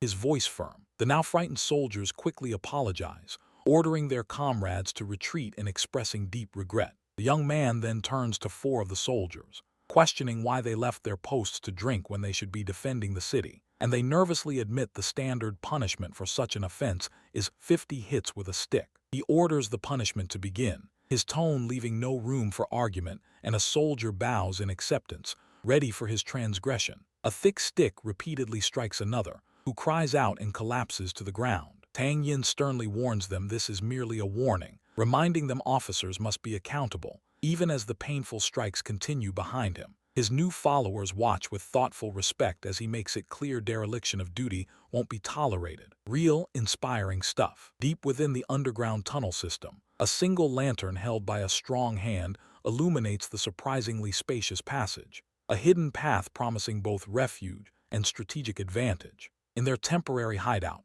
he explains to Ao Qing that they will wait 10 days, observing the enemy's movements before making their next move, and she offers him food, noting it's already midday. He then asks Ao Qing her age and how long she's been cultivating, a rare moment of personal inquiry, and she replies she's 20 and has cultivated for only 3 years, causing him to express admiration for her quick spirit transformation. Ao Qing compliments him, noting how incredible it is for a dark spirit cultivator like him to become a governor, recognizing his unique position. He deflects, crediting the Wu family, but she insists outstanding people rise regardless of connections. Chengdu declares his absolute devotion, stating he would willingly die for the young leader's greater aspirations, seeing beyond their current rank, then shifts the conversation back to the impending barbarian invasion and the crucial need for military strength. Chengdu strongly advocates for a full-scale attack, believing they must take the initiative, even suggesting looting the enemy to instill lasting fear. The young man agrees, concluding a well-executed ambush could yield powerful results. Several days later, deep within the tunnel, Ao Qing and the others are shown sleeping soundly. Their faces peaceful but distinct tac-tac footsteps echo through the passage, jolting them awake and alerting them to an approaching presence. He authoritatively commands the approaching stranger to identify himself, the entire group watching tensely, hands on their weapons. A frightened messenger stammeringly introduces himself as Commander I's subordinate, carrying urgent intelligence. The messenger reports a barbarian force of 50 to 60,000 warriors is marching toward Yuan Wang town, a massive threat. The young leader orders the messenger to return to Commander AI immediately, keep monitoring, and report any unexpected developments. He dismisses concerns about Bayan City's survival, prioritizing their current mission, as the group realizes the enemy advanced much faster than anticipated. Suddenly, a lantern violently shatters,